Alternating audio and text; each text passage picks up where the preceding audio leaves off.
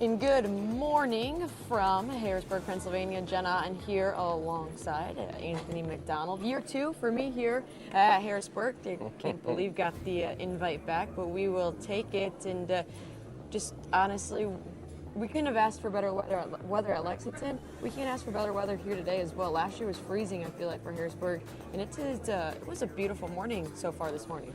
It's a beautiful morning. You can still hang neat in here. It's pretty cold. It's pretty cold today, but it is. The weather's nice. I love the fall. I mean, I'm a Christmas guy, so I know it's weird because as soon as Halloween's over, I'm in Christmas mode, right? But you guys have Thanksgiving in the States, and in Canada, Thanksgiving's it's a big holiday also. You gather with family and have, it's a long weekend, obviously, and it's a big holiday, but it's not the same as it is in the States. It's a big deal in the U.S. So I was saying to a couple of clients the other day, they know, and they said, yeah, you always say it's Christmas season on November 1st. Not really. It's Thanksgiving first, and but a lot of people do set up their stuff. They take down Halloween and go right to Christmas. I think. Don't let Amy know, but I'm pretty sure my mother is absolutely infecting our house with Christmas cheer as we speak. She's home with our children right now, and she's that way. So I would be shocked if I didn't come home from Harrisburg and there was a tree set up in the living room. Real or? No, it'll be fake. Yeah. Amy thought it'd be great to have a real tree the one year. And I said, no problem. I'll put the tree up. Your take. That was the last year we hit a real tree. Everywhere. Yes. Or had a fake tree. Yeah. Oh no, fake tree is the way to go. I think if you get a decent one. And but obviously from Michigan, it's not Christmas for me until it snows. So it's a little weird. It's still being hot, and it's November 3rd. I mean, it's not hot outside by no means, but it was 60 and sunny yesterday. It felt pretty nice, and but it's easy to break babies when it's this warm out. That's true. We've been breaking babies since late August, early September, and you're right. It is better to break them in the heat. So I'm from Prince Edward Island. You say you're Michigan, it's not Christmas till it snows. I don't think I've ever seen a Christmas where there wasn't feet of snow on the ground. It's weird when it's not a white Christmas. It is, but I've been used to it. A couple of times in Guelph, there was no snow on the ground, and the weather was nice still. But listen, for me, it still is Christmas season, and this is my favorite time of year, especially sale season. Lexington, you're still in the swing of stake season. So, you're going to Lexington to race, you're going to the sale, I have to go here, I have to go there. Harrisburg, everything's kind of winding down, and this is the last kind of hurrah of traveling, let's say, for us anyway, for me. Yeah, there's one more big weekend for 2-year-olds and the open horses as well, and then it's kind of done, and Grand Circuit racing is as quick as it comes. It goes by even quicker, and then you don't see everybody until like next June, July, when stake season starts again. And speaking of the babies, you told me you have 42 babies already. We do, yeah. We have some we bought at the sale, some homebreds. This is the first year where we had a true wave of homebreds come in. That's exciting. It is. It's a different wrinkle, something I've never experienced before. Last year we had 1 or 2 here. Everybody has a couple, but we have 8 this year. We have 12 next year. And really excited for them also because I took a little bit of a risk and bred 5 of our trotting mares to Captain Corey last year, and we have 5 weanlings on the ground this year, which is really exciting. Yeah, I've heard a couple people say, I should say, Captain Corey's kind of really turning the trotting stallions around again. He could be like the next one that is really boosting the trotting side of things. Obviously, there was Muscle Hill, Chapter 7, all of those. Walner. Captain Corey proved himself this year. He did, and it was important for a number of reasons. Obviously, he's a huge outcross with the breeding he has. So we got into a rut, I think, where everything was kind of Chapter 7, Muscle Hill, right? And we kept getting closer and closer to the middle. And Captain Corey just throws a wrinkle that is, I think, sorely needed in the industry. And they do look good. They're durable and they're tough horses. We had 2 that were kind of crusty, the fillies, to break and mean. But both of them shined up really nice, and we got them to the races. They weren't killers by any means, but both of them had decent years, and I expected sophomores they'll be well also. So a lot of highly regarded Captain Corys. And the one thing that was so funny to watch this year, both in Lexington and here, is, with Captain Treacherouses, with with the Muscle Hills and Chapter 7s. They were kind of day 1, day 2, high-end type horses where, because nobody knew what the Captain Corys were going to be like, they're just strewn all over the catalogs, and it's really cool to see a number of them in the 500s and the 600s, and they're decent-looking horses with decent pedigree, but just because he was an untested sire, he ended up spread all over the catalogs. Yeah, and they looked good on the track, too. You kind of almost knew this year which ones were Captain Corys. They kind of looked like him a little bit, obviously some more than others, but glad that hopefully it's going to work out for you with all the homebreds. Yeah, I mean, as I said, it's pretty. You take a shot in the dark with this stat. You don't really know. And that was the thing. We're first crop sire purchasers, and we were first crop sire breeders last year, and unfortunately we weren't able to get back into Captain Cory, and I think our stint with Captain Cory might be done. But yeah, so while it lasted. Yeah, and I mean the other thing about this industry, it always changes quickly, right? So there'll be another Captain Cory, there'll be another Captain Treacherous, and so on and so forth. And that's why we love the game. You can look at all the analytics you want. At the end of the day, you just really don't know, and I think that's why we all love it. So speaking of Breeders' Crown and everything, I just have to say, obviously, it's coming to Ohio next year. That has to be something exciting for you as well, kind of moving a stable to Ohio and now kind of getting some of the bigger action on the Ohio circuit. Yeah, I mean, we were spoiled for a while when we were in Ontario. Unfortunately, this was the first year we had decent shots in the Breeders' Crown. It didn't work out, but this was the first year where we had legitimate shots in it. So we're starting to see our horses get a little deeper, get a little better, and I hope we continue that trend. But I've seen the Breeders' Crown in Ontario a number of times, so it was kind of, it's coming to Ontario, great. It's never been to Ohio. Nope. So it's a different, well, I shouldn't say it's never been. It's never fully been to Ohio. I think they used to race like races at different racetracks. Yeah, it's a good point. So this is the first year it's going to be rooted in a weekend of racing again, like they've been doing at the Meadowlands in Indiana and Ontario. And it is exciting. It's exciting for us. Obviously, it doesn't really change because we are everywhere. It's not like, we moved to Ontario or Ohio. We're really just Ohio. We still have a very large stable in Ontario and horses everywhere. But for it to be just down the road again, for it to be in a state it's never been, and to be around people that have maybe never experienced it in real time live, it is exciting. It's always exciting, and it's supposed to be that way. Right. It's gonna be so. What about it going to the Red Mile the year after? That's going to be super fun, yeah. Obviously, the Red Mile, the 2 weekends, the Grand Circuit weekends are really fun. So, if everything works out, obviously they've already planned it there. If the weather's nice, there could be some. I would think so. I mean, the Red. It's just one of those places where, and because you've been there, but if you've never been to the Red Mile, it's an incredible place, and it's just different from anywhere. It's just different from anywhere you've ever been. Yeah, and the fans are always so.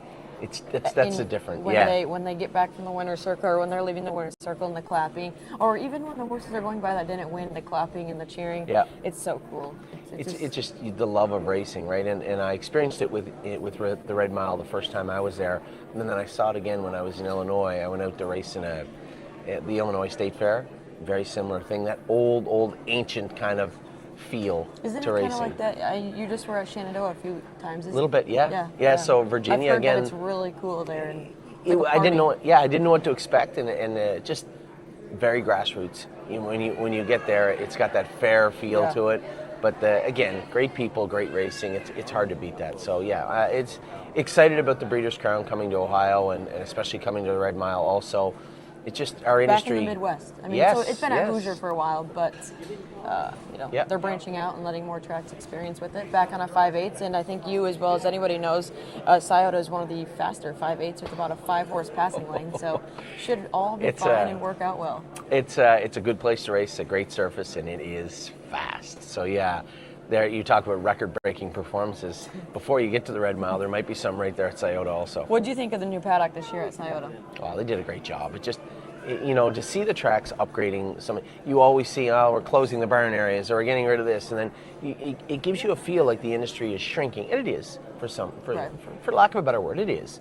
But to see people putting money into the infrastructure at the racetracks is amazing. Also, I know Mohawk did that big rebuild on their paddock, and it looks great. Scioto also, even the place we're at, Northfield, they always put money into it also. So it's always uplifting to see new infrastructure builds in the industry, and Sciotos for sure was a great job by them and an incredible facility. Well, we have a lot of horses to look at today. I know you were We only do. planning on going home with about 5 or 6, I believe. 5 you or 6, said. I think. Yep. So I believe we have some videos to look at before we will take a deeper dive into them. So we'll go ahead and look at the first batch of videos here.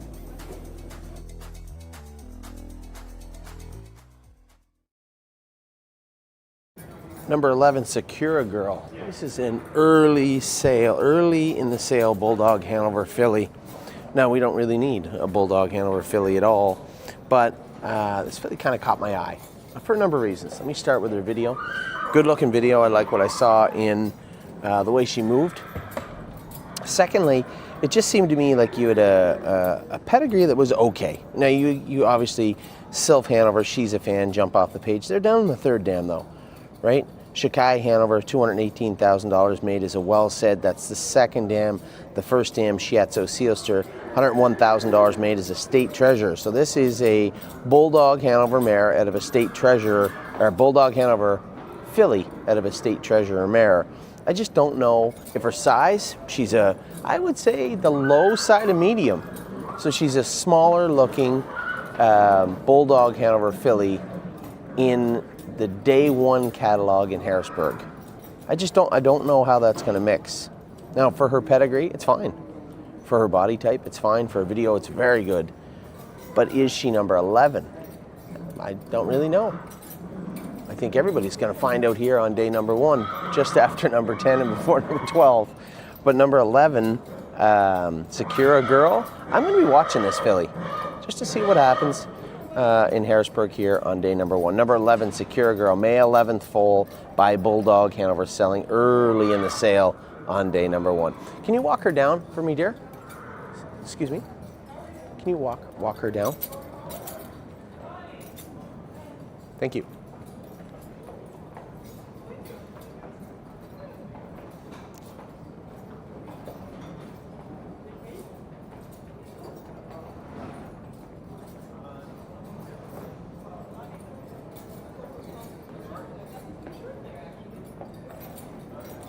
That's it, girl. Thank you. Number 16, now I just told you we weren't really after a Bulldog filly, and we're not. But when I see a bunch of Bulldog Hanover fillies that got great videos and look really, really nice, and their pedigrees are okay, and they're stuffed way at the early part of the catalog, it has me wondering. We've gone through this before, right? And I've showed you in other sales.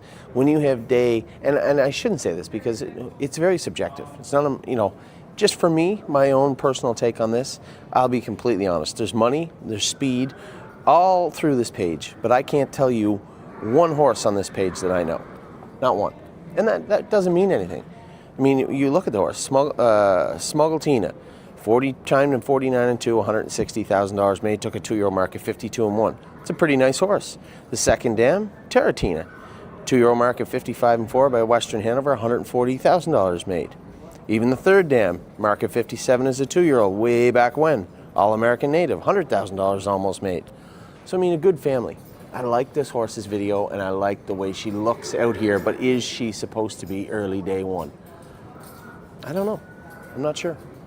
I can tell you one thing, if she isn't supposed to be on day 1, sometimes it doesn't work out all that well.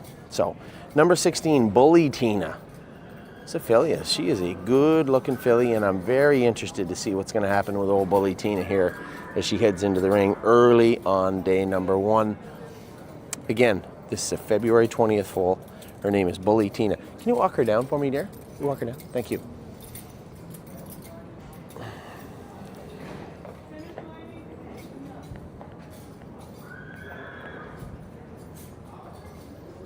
On the page, you would pull her up, but on looks, you pull her out. Nice looking. Slick. Yeah. Number 17, Silver Hanover. You know, I'm always looking for ways, hey, how can we afford this horse? Well, the embryo transfer angle is worn off a little bit. I see a lot of people spending a lot of money for them. So I want to believe that there's still a little bit of an angle there, but we'd need a lot of help to afford number 17, Silver Hanover. This is the February 14th February 14th, brother to Perfect Sting himself. Second dam, Hop Sing, Bono's Best. This is a very, very good family. And I can't imagine there's a way, looking at this horse, looking at this pedigree, and looking at the Harrisburg sale catalog, there just isn't likely a way that we can afford number 17. But it doesn't mean we're not going to watch, doesn't mean we're not going to be paying attention, it doesn't mean that I won't bid on him if I think we can get him. But number 17, Silver Hanover, a really, really good looking horse. Just maybe even a little too good looking, but we'll see on day number 1, early number 17, Silver Hanover here in Harrisburg.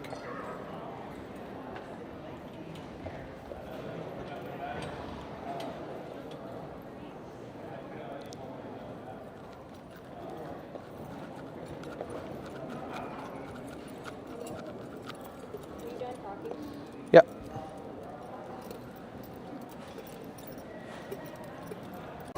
Number 36, this is a smaller filly by Captain Treacherous. Now, if I'm going to be honest, I like the video, I like the pedigree, I even like the horse. But this horse is also eligible to Virginia. Now, we're not going to make it a staple of our stable to head to Virginia every year, but you know, given the fact of what Cherry's Girl raced for this year, that last stake in Virginia at the end of the year, it is an interesting angle. It is something that I'd be lying if I said I wasn't looking at.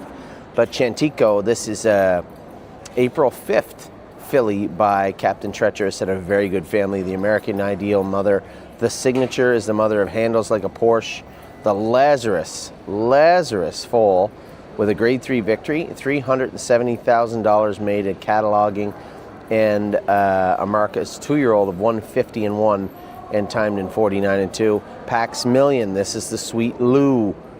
Sister to Pax Million also. And then in the second dam, you have Vegas Vacation and a number of other notables. This is a very strong pedigree. Not the biggest filly, but if I'm going to be completely honest, a lot of my interest came in the fact that this is a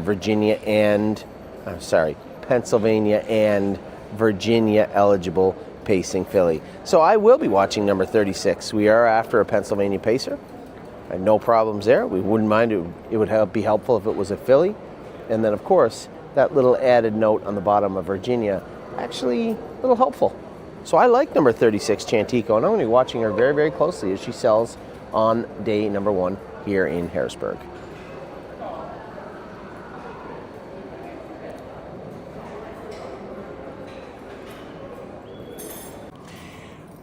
Number 37, hey, what's up, Torg? Number 37, the Inside No. This is Better's Delight colt. Day 1, I haven't been attracted to too many of the Better's Delights. It's hard to find one, oh my God, because they're all medium to small horses. This is a real bulky colt, and his sister was a very good horse also. Her name The Word Is Out, 340 made. She was a well-said with a 2-year-old mark of 52, went on to pace 51. It was a very good horse. I believe this is Burke's filly. This is Jacob's colt. Number 37, the Inside No, is, as I said, a very well put together, blocky, strong looking Better's Delight colt. And he's buried at day number 1, early day number 1. Very interested to see what's going to happen here with number 37, the Inside No. We are looking for an Ontario pacing colt, and this would fit what we're trying to do. I don't know. Let's see what happens with number 37, the Inside No.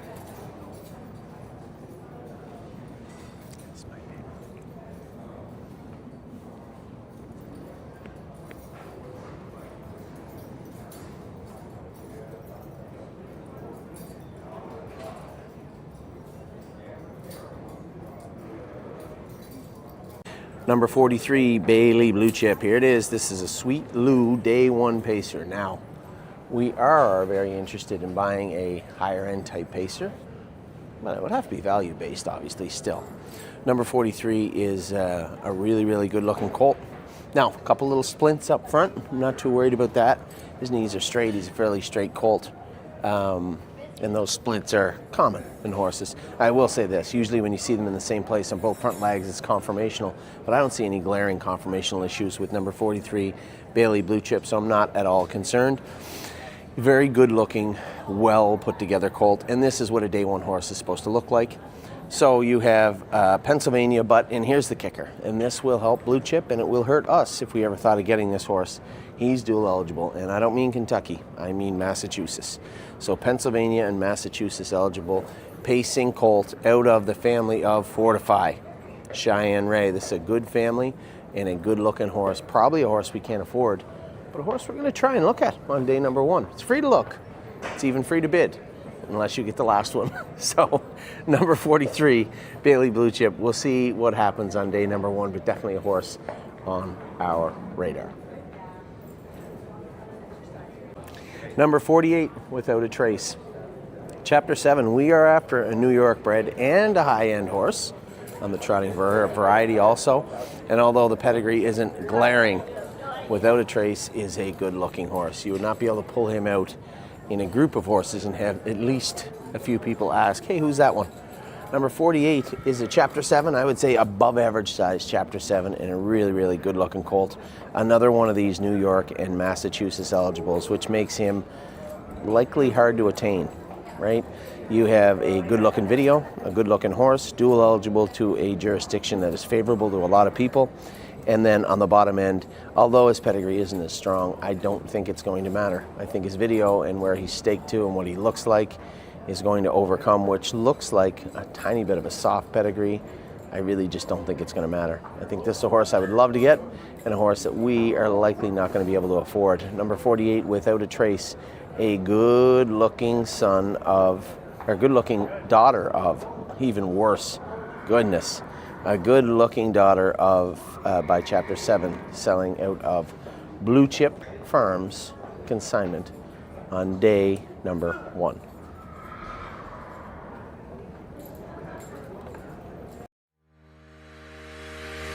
Own a little and love it a lot.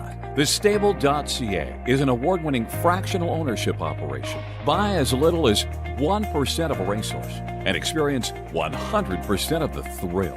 TheStable.ca makes ownership easy, accessible, and affordable. Communication and customer service are at the heart of everything we do. Get started at TheStable.ca.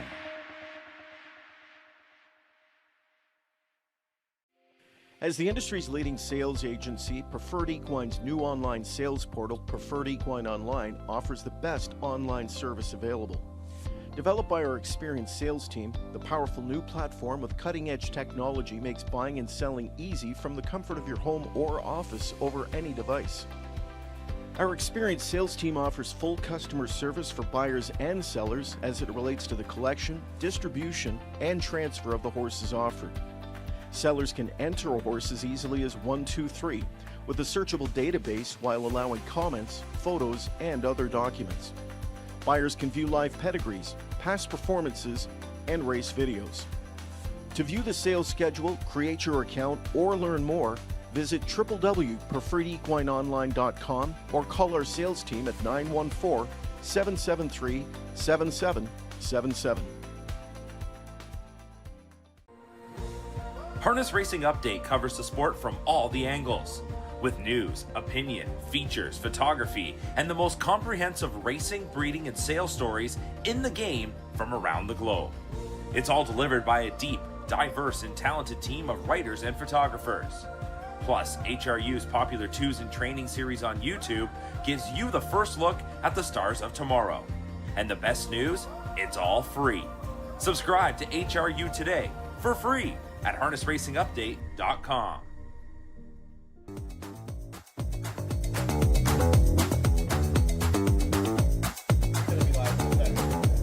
CujoEntertainment.ca. We are back here for hopefully a little interview here with the Stable.ca, Jenna, and joined by Joe Jameson. He may be on the phone or not, and went over there. Concord has a beautiful setup over there. I believe it's Concord with a nice breakfast and that is a good mimosa some drinks right there. Phew, what time is it? Cheers. Hour and a half, and maybe I will try it. Try one with you myself. Kind of got thrown into this just looking up your stats from this year. It is in American, so sorry, I'm using Pathway and not the other one. Oh, no, do the conversion. It's way better. Well, I don't know how. Just add 40%.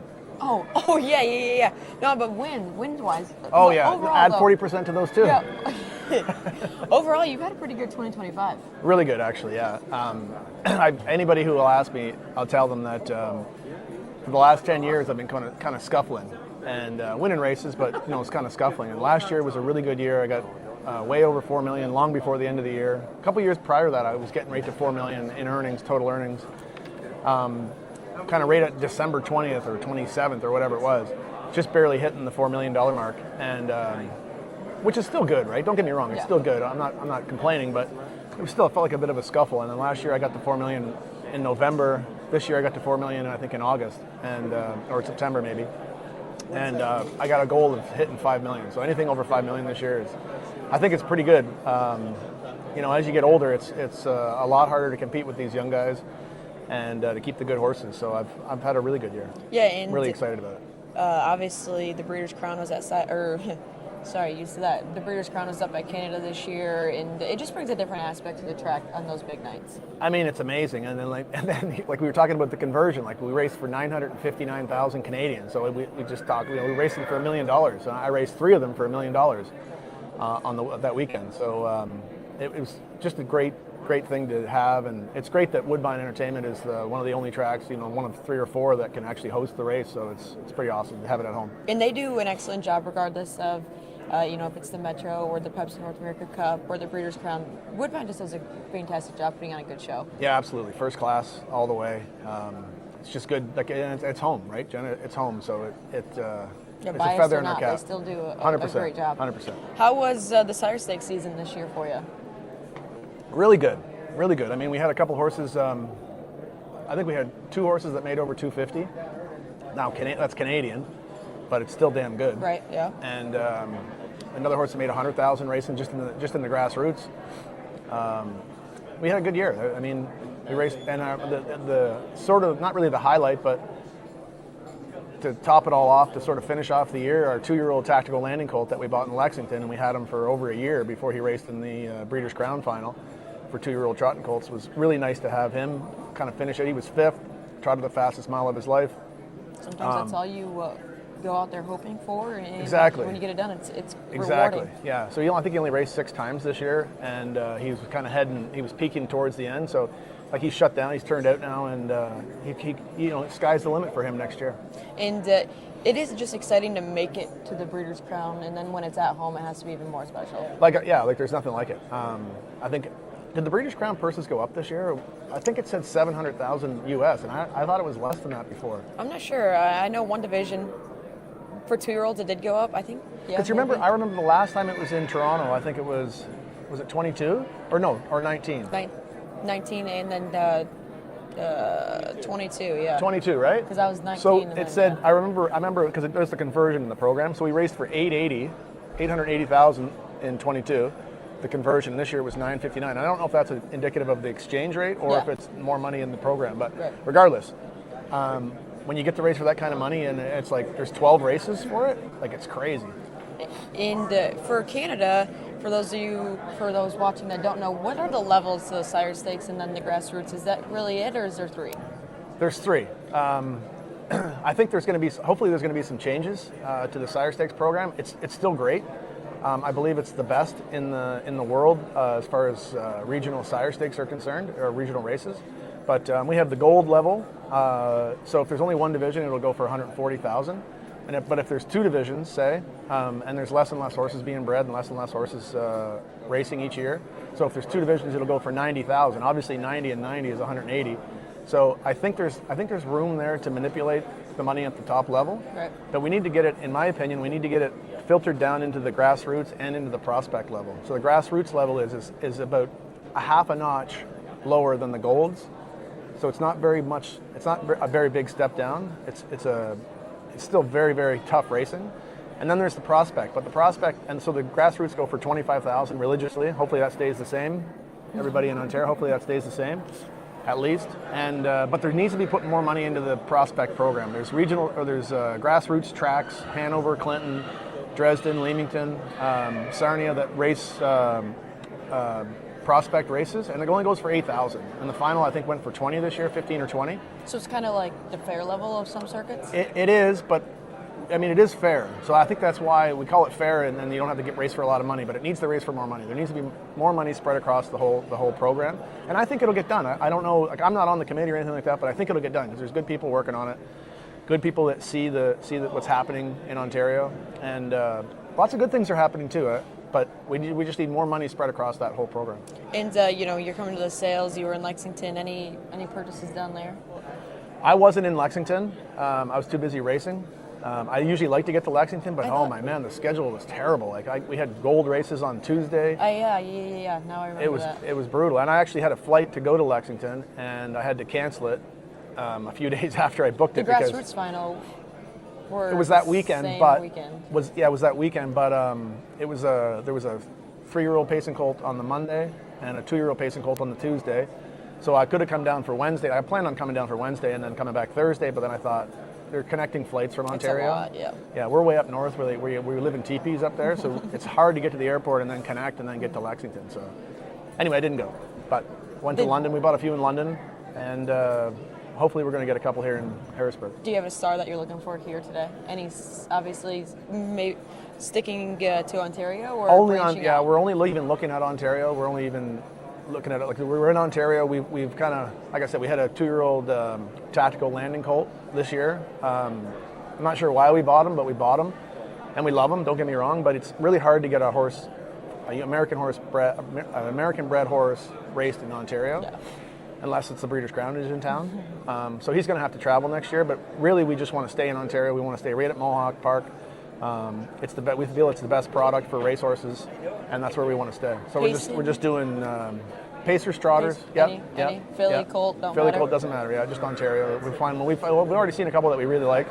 We're hoping the sale gets started quickly so we can, not a lot of people are here, so we can maybe get a good price. But how do you think the Bulldog Hanovers are doing? I think they're doing great. I think he didn't service this was like a limited first crop. Exactly, for 2-year-olds. exactly. I think his fee was like $5,000, and I think he bred about 82 or 84 mares. I think he had 29 or 24 starters from 54 foals, and which is still really good numbers. And I don't mean to say that they weren't quality, but they weren't the quality that he got the second year. And those are those horses selling this year. So I think they're going to go crazy on the Bulldogs.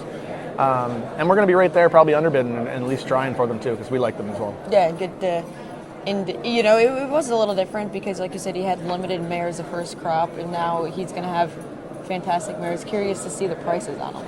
I mean, we've talked about it. Like in years past, I've thought that just with the state of the economy, I thought the prices were going to plummet at these sales, but I've been wrong like 3 or 4 years in a row. So I haven't made any predictions, but I think you're right. I think the Bulldogs are going to go crazy. Well, there is a lot of horses that Anthony is looking at this week as well. We've got to see some videos on a few, and I think we'll let you go look at some more yearlings and hopefully pick out a few champions. We'll let you get up and go, and we will take a look at some more videos that Anthony has put together for us.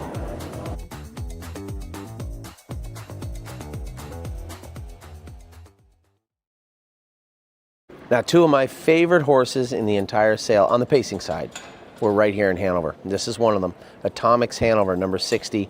This is a June 7th colt. Now, again, I'm always trying to figure out how can we get into these deep pedigrees for the smaller amount of money, and sometimes you just can't. Now, you're looking at a June 7th Pennsylvania only pacing colt by Stay Hungry. Now, Captain Treacherous, Stay Hungry. This is Atlas Hanover's brother. Now, we had a good run with Atlas Hanover at the end of his 3-year-old season. We raced him in the jug. I don't want to talk about that. But remember, the Alamo is also in this family, and then you only have to look to the second dam, Western famed Sylvie Hanover. You may say, Anthony, come on, how can you afford this horse? Well, again, we probably shouldn't be able to. He's not as big as number 17. He's not by Captain Treacherous. He's by Stay Hungry. He's a June 7th foal. These are all ways that people may just possibly say, you know what, we'll wait for another one. And if they do, well, I'd be happy to just drop the hammer on this one.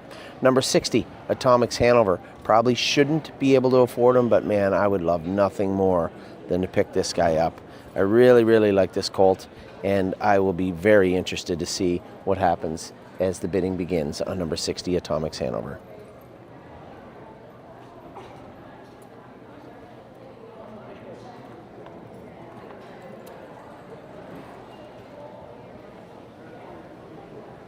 There. Number 62, End Note. Now, obviously we're looking for a Chapter 7. I'd be happy to get one. This is the 14th foal, though. This is Jarmbro's brother. And he is an above-average colt. An above-average looking Chapter 7. Moves nice, looks nice in his video. A little narrow up front, but man, he's a real good looking colt. So this is a February 11th colt, no doubt. As I said, a little bit bigger horse, but man, he's put together well. He's nice and long, like a lot of the Chapter 7s are. And he's got a real nice presence to him, too. So we're going to watch him walk, but I do like number 62, End Note, especially when we're talking about high-end trotters. This is a day 1 Chapter 7 and a real good looking Chapter 7. Can you walk him down just for me, just for a second? Somewhere? Anywhere?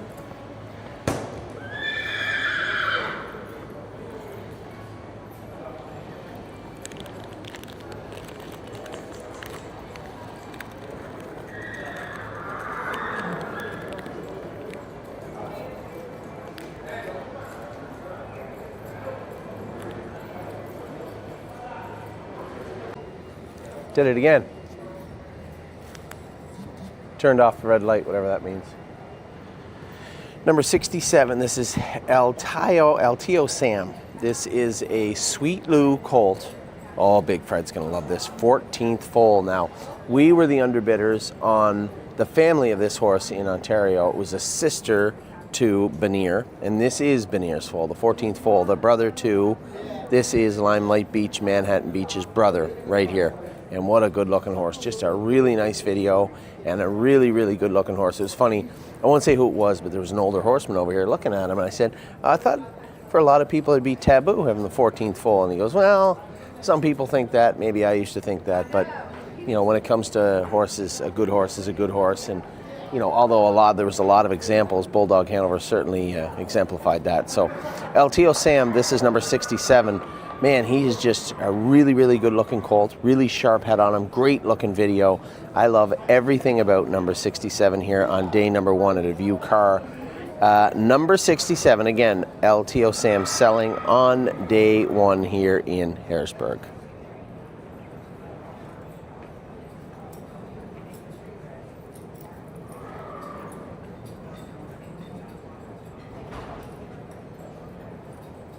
This is number 80, Princess in Charge. This is a Captain Corey filly, February 27th foal, and she is out of Miss Dolly's Dream, who had Mystery Woman.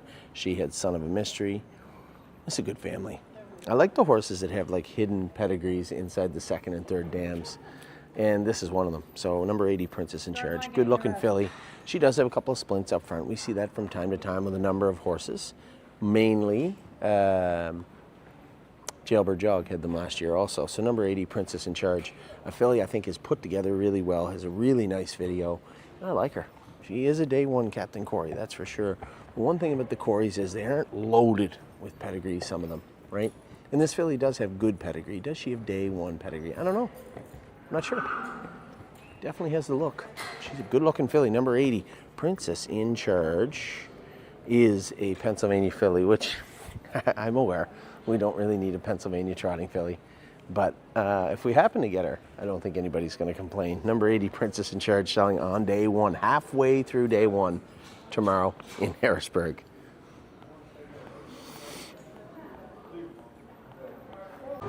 Number 82 is 17-Year Itch. This is the Captain Corey colt, Pennsylvania only eligible. Out of a Triumphant Caviar mare, Champagne on Ice. I raced against her virtually her whole 2-year-old and 3-year-old season. Decent filly. Was a decent filly. She ended up, she made $288,000. So a really nice filly, actually. Decent pedigree, not the deepest pedigree, but again, the Captain Coreys are highly sought after. I've seen a lot of them that I really like. Actually, if I'm going to be quite frank, a lot of them in this sale are a little soft in the pedigree, but they look exceptionally good. And this is another one of those horses. Now, this pedigree is a little deeper than some of the other ones, but again, not that dug-in first day pedigree you're used to, but still a very good looking pedigree. Number 82 here, this is 17-Year Itch, a April 28th colt by Captain Corey. Can you walk him down for me? Thank you.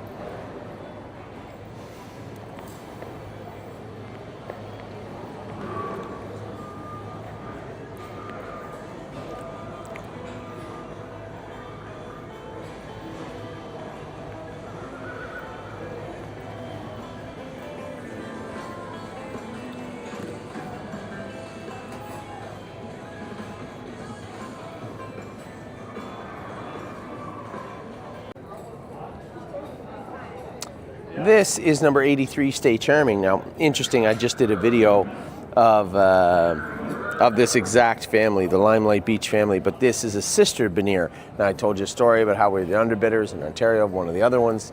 This is another branch of that family. This is the Always Be Mickey. Now, the first foal from this horse, Charming Cathy. I do not see an update on Charming Cathy, but very young part of the family. So 2 previous foals. This is the 3rd foal.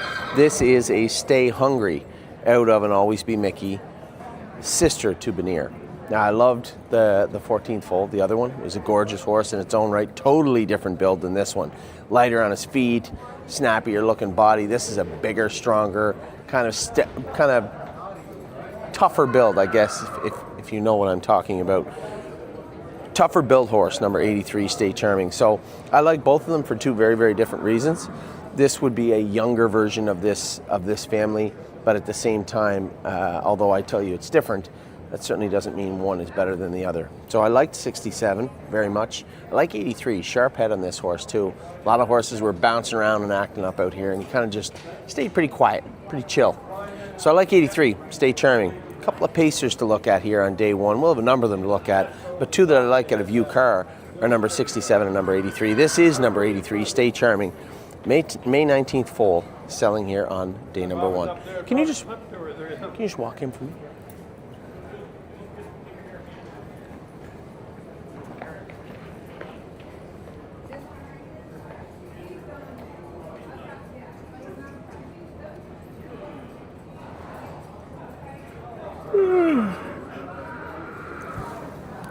Too many at Anvil and Lace? 2. They're right next.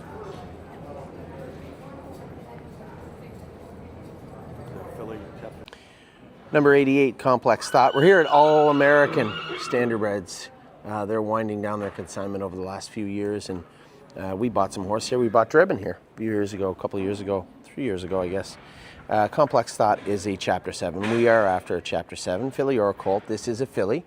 They had given her a little wide berth because they said she's a little light in the hind end, meaning she may haul off and kick you.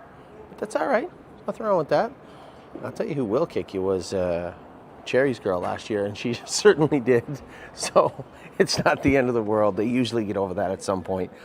Number 88, Complex Thought. So this is an April 19th Chapter 7 filly, first foal from a Swan for All mare. That mare, Complex, is a sister to Warrior One, Shishido, and a number of very talented horses in this pedigree.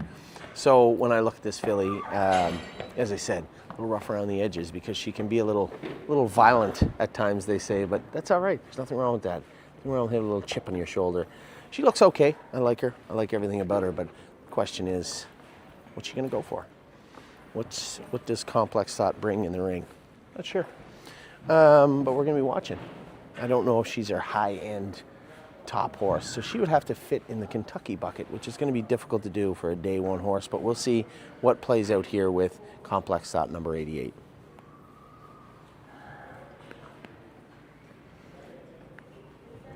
Yep. Own a little and love it a lot. TheStable.ca is an award-winning fractional ownership operation. Buy as little as 1% of a racehorse and experience 100% of the thrill. TheStable.ca makes ownership easy, accessible, and affordable. Communication and customer service are at the heart of everything we do. Get started at TheStable.ca.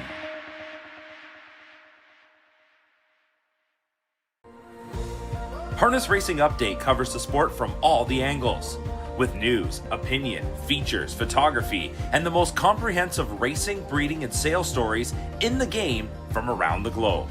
It's all delivered by a deep, diverse, and talented team of writers and photographers. Plus, HRU's popular Twos in Training series on YouTube gives you the first look at the stars of tomorrow. And the best news? It's all free. Subscribe to HRU today for free at harnessracingupdate.com. Preferred Equine Online has proven time and time again to be the industry's online provider, selling the highest priced horses in all categories online, including racehorses, broodmares, yearlings, weanlings, and stallion shares. Full service, trusted and transparent. Contact Preferred for your online sales needs at www.preferredequineonline.com.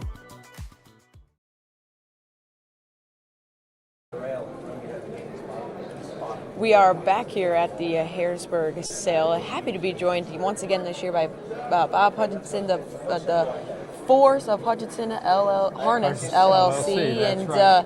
I feel like last year I got introduced to you, and this year I've seen you just about everywhere. Everywhere. We even had dinner last year. Yeah. So that's when I got to hear about your pig showing and all Oh, that kind yeah, of back stuff. in the So day. good. Feels like forever ago. It does. It does. And obviously it's great when I see you everywhere. That means it was a pretty fun year traveling, and it looks like you had a few horses that made it worthwhile. Yeah, we had a couple fillies this year that both made over 2-year-olds that made over 100,000.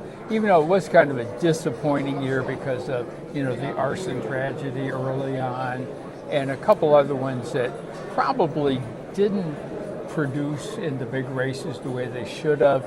But I've been doing this. It was 50 years ago this last month that I bought my first yearling at Lexington. On borrowed money, I borrowed from the bank to buy it. It turned out to be a great buy. But anyway, so for 50 years we've been doing this, and sometimes you get the positive surprises. We had a yearling we bought here at Harrisburg for $4,000. It made $408,000. Can you pick me out one of those? Yeah, I wish I could. Wish I could. And then on the other hand, you get the ones that you have your hearts and dreams. You just look at them and say, there's no way this horse can miss. And just like the Cleveland Browns quarterbacks, they just continue to miss. You're not a Browns fan, are you? Well, you follow them because you have to. associated with them being from Cleveland, but I don't live. You had an and easy die. week this week, bye week. Yeah, that's right. I don't live and die with them the way maybe I did 30 years ago. But anyways, the horse business, we've been in it a long time. It's enjoyable because my son Randy is involved in it. And my wife is not into horses the way that we are, but she's been great. But she bought a horse at Lexington because she liked its name. So Did it go on to? well, it's just this year. wow. This year. That's And, exciting. I'm gonna have to get the name from you so I can its follow name it. was Ain't My Last Rodeo. And where did that one go? Do you? I think it's going to Florida with Megan. Oh, but nice. anyways, but she bought it because of the name, and she's probably got as good a chance of it turning out as. Hey, it's like a any of the- handicapper. Sometimes I feel like I do better off just playing random numbers than actually trying to handicap. Well, there's a lot in life you overthink, whether you're taking a test or buying a horse or, whatever. So, yeah, I think it does have a lot to do with overanalyzing. And I was telling somebody this morning, way back when I started this, there was a great filly. Her name was Silk Stockings. And supposedly the story was that the lady that bought her had her sale catalog on her lap. The book fell off and opened to that page, so she bought the horse. And Silk Stockings turned out to be one of the great fillies of all time. I'm gonna have to try one of these methods. Yeah, so I keep dropping mine, and all it does is dents my iPad, but it doesn't give many clues of what we're going to be buying, I guess. But and one of the things that my wife and I had dinner with Anthony when we were in Lexington, just the three of us. And Anthony's telling me, he says, I talked to another famous trainer, and really all you have to do is buy some athletic horses and give them to us, and there's really no magic to it. And I'm thinking, boy, that's like telling you there's no Santa Claus. I want to believe I can figure out something and be smarter than the other guys. But you look all around here, everybody here thinks they're smarter than everybody else. So I don't know. We'll see how that goes. Yeah, worth a shot. So 50 years ago, you bought your first racehorse. Have you bought a yearling every year since then? I don't know. We've bought one every year, but I'm pretty close to it. Pretty close to it. We're from Ohio, so we bought Ohio quite a bit. And then when Ohio was having their slump, we got more involved. We raced in Canada. Loved racing in Canada. Had some, Pennsylvania and that kind of stuff. But any more of the jurisdictions now, we're like everybody else. We love racing at Lexington, so buying horses that are eligible to Kentucky Sire Stakes, and And what a great program. Oh, what a great program. But, you know, what I really like about it, Jen, is they put that calendar out. So I can sit down at my house and say, okay, this day this one's going to race this way, this one's going to race. So my wife and I can decide, okay, we've got 4 days where we're having horses racing. So we'll go to Lexington, watch the horses race. This year we had, during the 3 dark days, we flew to our place in Florida and checked it out and then flew back to Lexington. But I really like the program. You know, we've done well there, which I guess is another reason you like the program. But that's something now that really starts to, when I'm looking at a horse, you know, ours is that option of going to Kentucky. Even though it's hard racing down there, I just love the structuring of it and the different layers and that. It adds value to the horse as well when they're dual eligible. You know, to Ohio, Kentucky, Pennsylvania, Kentucky. You know, sometimes the little guys looking at horses, you have to find one that's not dual eligible because if they are, they're just crazy expensive. Right. Well, one of our other trainers, I mean, he's of the philosophy that buying a non-dual eligible gives you a bargain because it is down valued because you don't have that. And now in Ohio, there's the Buckeye owner bonus. Yeah, the Buckeye owner bonus, which I'm not if you said, okay, Bob, tell me about the Buckeye owner bonus, I couldn't describe it to you. I know it's something that has to do with the person that owns the horses and different things like that. But I give Ohio credit for trying new things. They now race, you know, they have the 4-year-old races, sire stakes there. The program goes for good money. The Buckeye, you know, is, you almost wish they had a third level. I guess the fairs do make a third level. But it gives you some strategy. And one thing they did this year, though, was they made it make the consolation of the sire stakes. You had to race in 2 legs. Other years, you just stick your horse in for 1 leg and you're into consolation. I think it had a lot to do with people leaving and going to Kentucky and winning 1 race, and then you can just come back for the final. And it did, but it really made strategy difficult this year. On you know, when do you put them in? Do you put them in? You know, the consolation and that. So I give Ohio you know, the people that run it do a nice job of, you know, trying to at least think. But right now, you know, Kentucky's the one that's thought the most. But, you know, eventually another one of the big Kentucky trainers says, we're going to keep racing here until Kentucky runs out of money. Then I think everybody's about bought a farm down there or bought a house or some sort of living arrangements. Well, you know, I go back to the old days when I first went to Lexington. You know, everything was a farm, everything was a training track. Now so many of those are houses, but now with this Kentucky program, I know personally a number of people that have bought farms, bought multiple farms, are selling their farms at least. So the migration is definitely on. Well, as we get closer and closer to the first hip going in the ring here, is there anyone, regardless of anyone you're sending it to, is there a horse you love in the sale? There's a couple of them that I really like. I have to honestly say, when I came, the ones I loved, once I saw them in person, were just disappointments. A lot of disappointing horses here. But, you know, there's a number 75, which is a Chapter 7, that's a double ridgeline that is just a real nice horse. I don't know if that'll give anybody a bargain on him. There's a couple other... a double ridgeline? Double ridgeline? I never heard. I know what a ridgeling is. That'd probably take probably intense surgery to figure that out. Well, it depends, you know, where it's at, because the testicles start at the kidneys. So, I mean, they're there. Yeah. They're there. So I've had some where, you know, once they gave me the anesthetic, they could then palpate them. Other ones you have to go into the abdomen, so that does make it. Yeah, I had one that had to basically have a colic surgery. Yeah. To get it out. So, you know, so is that a good value, a bad value? I don't know, but it's a really nice horse otherwise.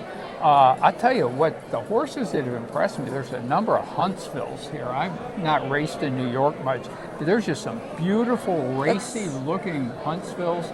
And then same as from when we were in Lexington, the Bulldog Hanovers are just gorgeous horses. And the program in New York is on the rise as well. But one more question before I let you go. When you and your son are going to look at horses, what is the one thing that you maybe look for? If you go in and they kind of have a dull head, is that like what's the one thing you look for when you're looking at yearlings? The anatomy, especially front end. A pacer that toes out, just the odds are down. A trotter that toes in, but we look for horses that are kind of just athletic looking. We're not big horse people, and I think that maybe makes it a little easier on being the moderate size. But usually that front end anatomy that you just know is not going to work just tells you might as well save your money.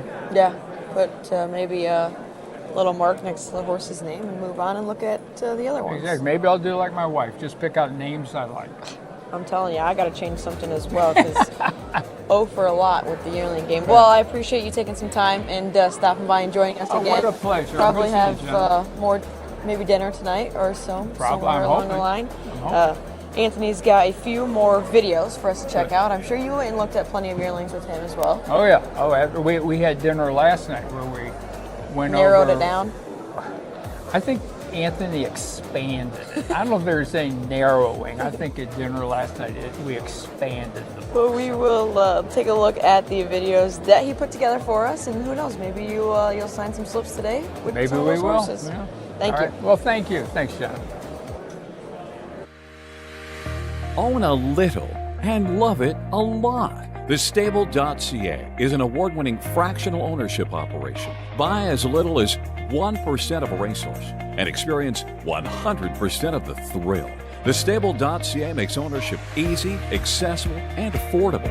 Communication and customer service are at the heart of everything we do. Get started at TheStable.ca.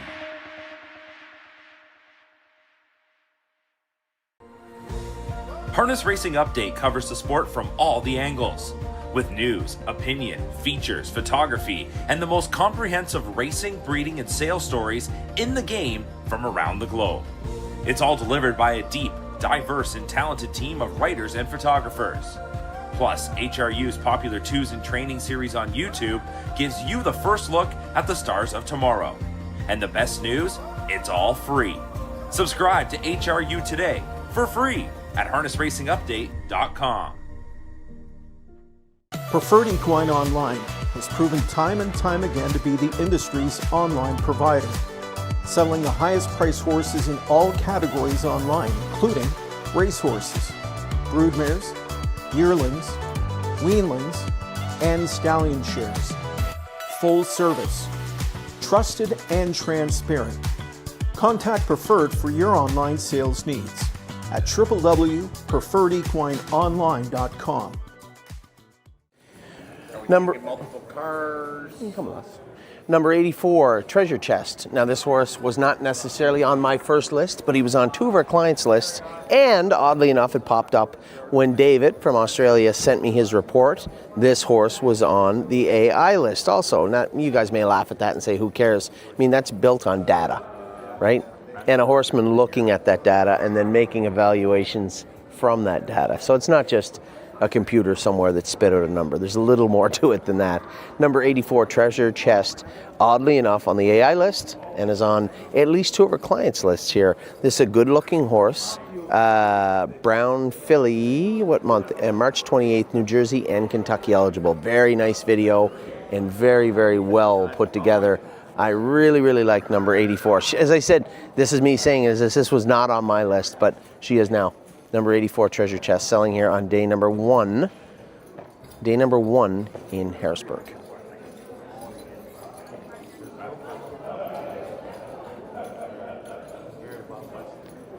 Number 97, this is Dan's card.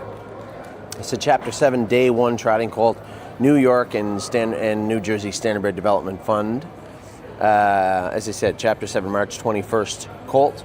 This is out of a sister to Dipme Hanover, Dancing Queen Hanover. She was a Donato Hanover. 2-year-old market 57, made $100,000, and a good-looking colt right here. So you can see a trend. We looked at a lot of the Chapter 7s when we were talking about high-end trotters. It would be nice to check the box of high-end trotter and New York bred, but it's not always possible. Hopefully it is here in regards to number 97, Dan's card selling on day one here in Harrisburg. David, what's up? Oh, I know, I've been told. Can you walk him down for me, sir? Thank you. All right, bud. Good, you? That's why I like you listen to her commands. I fucking love it. It's the way it is. Gotta listen to someone. We all have bosses. How you doing? Pretty good.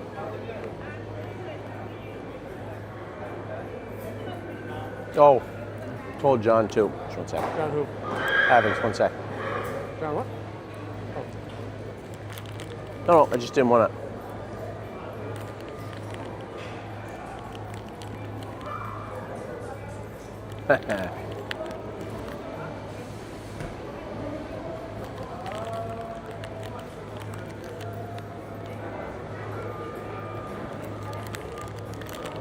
We are going to be bringing you some top-end horses also as we go through the day. You know, there's going to be a lot of horses I like, a lot of horses that make sense, a lot of value plays, but there are going to be some very good-looking horses with deep pedigrees. And number 102, Duomo. I'm sure I'm screwing that name up. Duomo. Looks like it.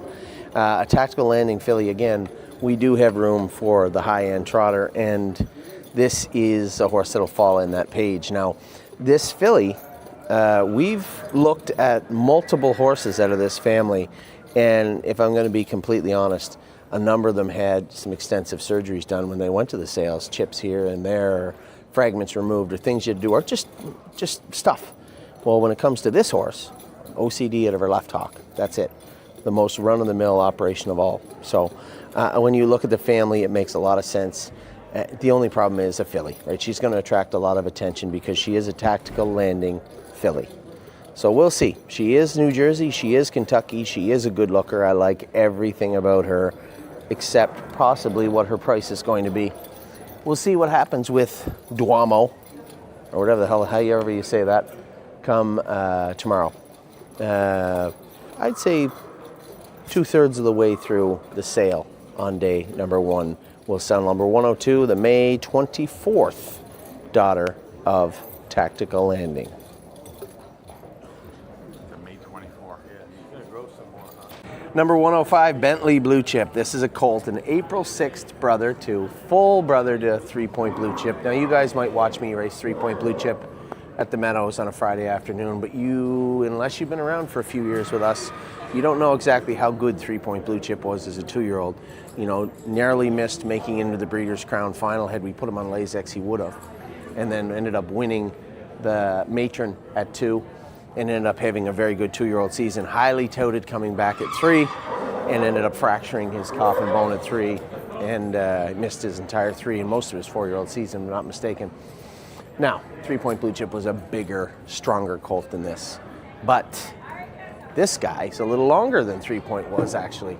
3 Point was a little more compact, a little more stout. So not the same build. Very similar heads. But man, he is a good-looking colt. I have no idea what a horse like this brings. What a horse like this brings on day number one towards the end. He's a Walner. I will say this. We've been here all afternoon. There's not a lot of people here the day before Harrisburg, and there's usually a ton of people here. So I have no idea where the cracks are going to be formed in Harrisburg. They shouldn't be formed here, but we are on the lookout for a high-end trotter. And this is, as I said, he might have been a little smaller than 3 Point Blue Chip, but he is still one good-looking colt. Number 105, Bentley Blue Chip, a New Jersey only Walner, single eligible, full brother to a horse that meant a very great deal to us for a long time, still does, in 3 Point Blue Chip.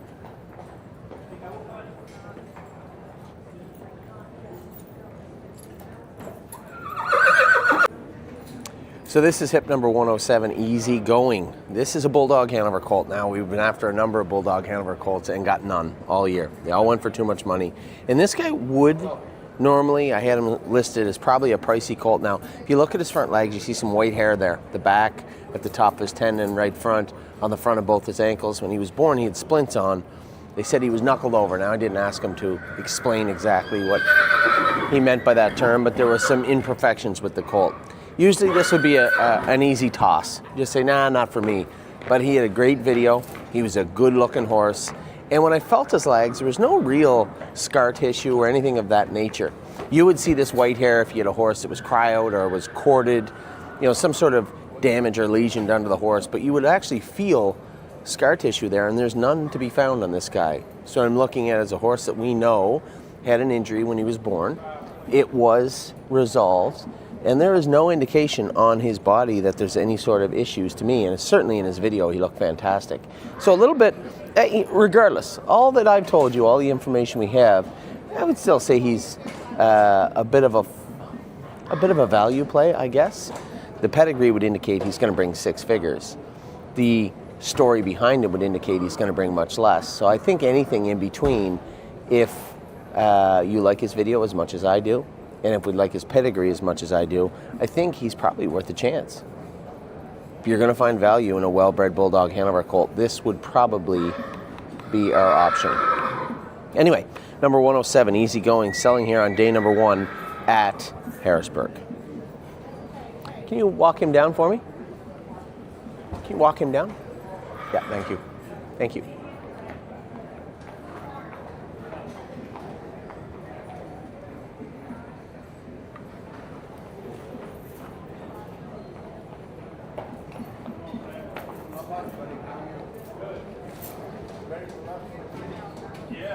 Number 126, Stellar Drift. This is another Chapter 7, Day 1 trotting filly. This is a weird one. New York, Kentucky, and Maryland Standardbred Development Fund eligible trotting filly. She is out of a sister to Prestidigitator and Illusionista. Nice family here. Now the top end we have Laws of Motion, Walner, 2-year-old market 54, but didn't really amount to a whole lot after that. It just looks like he hung out around the Meadowlands for the summer. And then we have a green shoe. Also. So I like what I see here in the family, but this filly is built really, really nicely. And in fact, if I'm going to be completely honest, I think this horse is probably as good a looking as Chapter 7 as I've looked at today. Number 126, Stellar Drift. Kind of caught me off guard here. This is a good looking filly selling at All-American Standardbreds, and a filly that I actually really, really like. Number 126, March 3rd, foal by Chapter 7, selling at All-American Standardbreds on day number 1. This is Stellar Drift.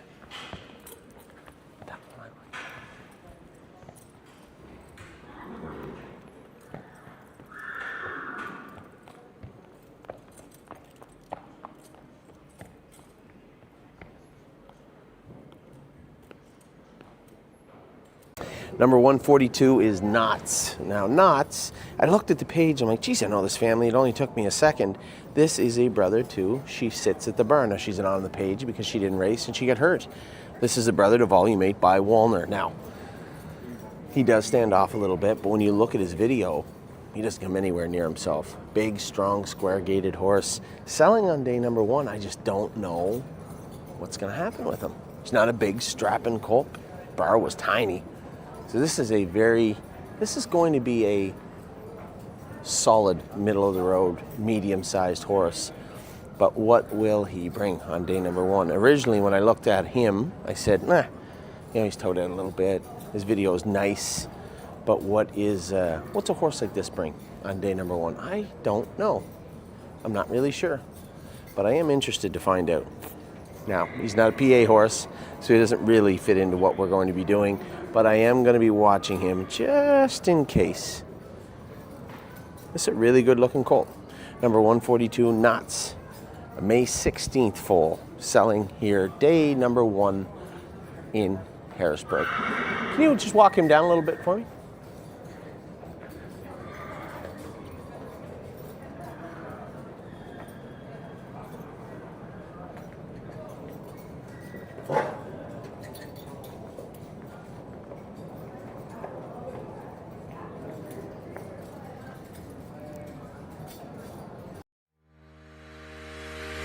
Own a little and love it a lot. TheStable.ca is an award-winning fractional ownership operation. Buy as little as 1% of a racehorse and experience 100% of the thrill. TheStable.ca makes ownership easy, accessible, and affordable. Communication and customer service are at the heart of everything we do. Get started at TheStable.ca.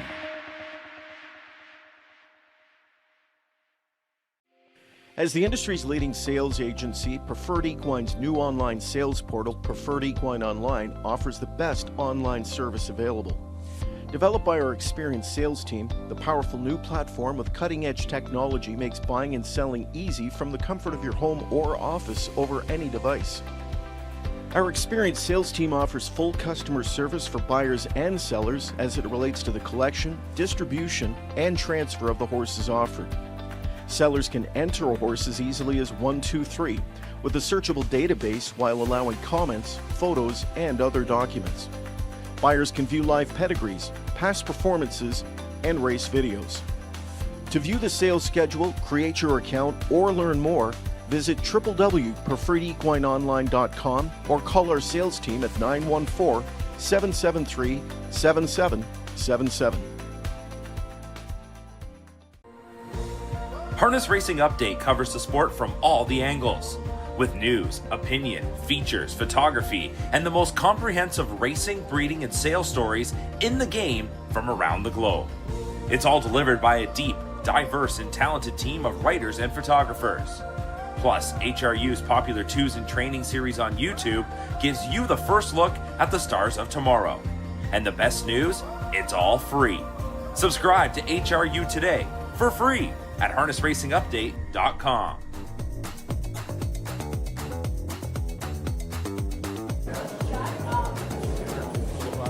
Back here at the Harrisburg sale, just about 50 minutes to post time before the first hip goes into the ring, and a special guest joined with Joe McLeod of Sugar Valley Farms. Joe? Thank you, Jenna. Appreciate it. How's it going? Good. Can't complain. How was your year so far? It's been a fun year. You know, of course, down by the seaside that we stand at the farm had another tremendous year, phenomenal year to be more specific, and things are going well on that side. Catch a Fire had a Sire Stakes champion this year, which is great for the Luthers, and Catch a Fire in his own right. And breeding season went well, and Ohio's just we've made our mark on the map. So for we're sure. in good shape. And something I kind of learned more of the last few years. You kind of stay in. You own a few parts of a few horses. Yeah. It's gonna be fun. It's fun. Stressful, I grew fun. up in the business, so like I've had horses with Ron Steck and still continue to do at times. I have had horses with Chris Beaver now. We've done that off and on, but interesting fact, Chris Beaver and I grew up together. We're the same age, graduated from Delaware Hayes, home of the Pacers. And his farm's right down the road from your farm, right? He's about 1.5 miles down the road from my farm, and so Chris and I grew up together, had a great relationship, and I've had horses with Burke, and I have horses with Virgil Morgan now, and albeit very small portions, like about that much of the tail. Like about that much of the tail I can afford. So it's fun just to be involved in seeing horses that you bred and raised, and you can still be a part of it. It is a lot of fun seeing them come out of the belly and then behind the gate. Yeah, you got a few of them in the Breeders' Crown that you bred. One for sure. I had one for sure. Then I raised Shuffle, yeah, right? and then I raised a couple. But Seaside Shuffle, my uncle She and was I owned the Sire mare. Stakes winner in Ohio, and then put up a good fight in obviously, Lua Deepa is phenomenal, but she was third behind her, which is pretty cool. She was. It was really cool. And I had a lot of people say, man, 8 holes is going to hurt you. And I said, she's a good filly. She'll be right there. But they asked me about Lua Deepa, and I said, the only way you win is if something happens, like with a hobble breaking or something unforeseen.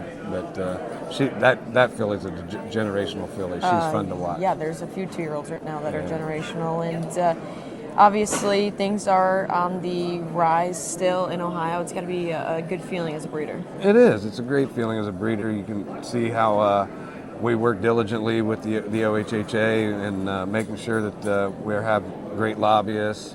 We network throughout the communities. The state of Ohio has 88 counties, and I believe it's 62, like 56 of the counties race, and then there's like 6 independent fairs. So there's opportunities galore in Ohio. You can get your money back at the fairs, racing, and kind of break even for the year if you don't have that champion right off the bat. But we've got so many different levels and so many different intangibles in Ohio. It's just a great thing right now. How is the sales for you leading up to Harrisburg with Ohio and Lexington? It's good. You see some lulls right now in our market where the middle market's kind of a little weaker than it used to be. But, now there's so many different ways to spread your dollars out, and then So everything's going great. Our sales, we had another high gross again this year at the Ohio sale. Down by the seaside was the leading sire of Pacers by average in Kentucky this year, which is a testament in his own right. And I think it's going great. And then you have a guy like Anthony and his wife that are playing very heavily into the Ohio scene. I believe they moved their family in. Yeah. But the whole fractional ownership thing is very appealing for a lot of people, especially that's where the middle market can kind of come back around, is getting on board with Anthony McDonald and TheStable.ca. What a phenomenal thing he's generated and came up with. It's Yeah, neat. and you know, like even horses just going behind the gate when you own them, it just does something. And you know, growing up an athlete, being competitive, it's that competitive aspect of things. Whether you're 50-1 or 1-9, it's just always fun to send a horse behind the gate, whether you own it all or that much of its tail. Exactly, it's a lot of fun. You know, the work that you put into it really, you know, it's almost, it's a team effort, but it's also more like an individual sport because each horse you deal with in a different, not really in a different way, but you raise or breed by size of mare, what type of stallion, flavor of the month, stuff like that. It's kind of like you in golf, you know, you had somebody that introduced you to it, but it took all your effort by yourself to get where you needed to on your golf. We don't talk about my golf game. Well, you don't get to play much anymore, you got to work. True.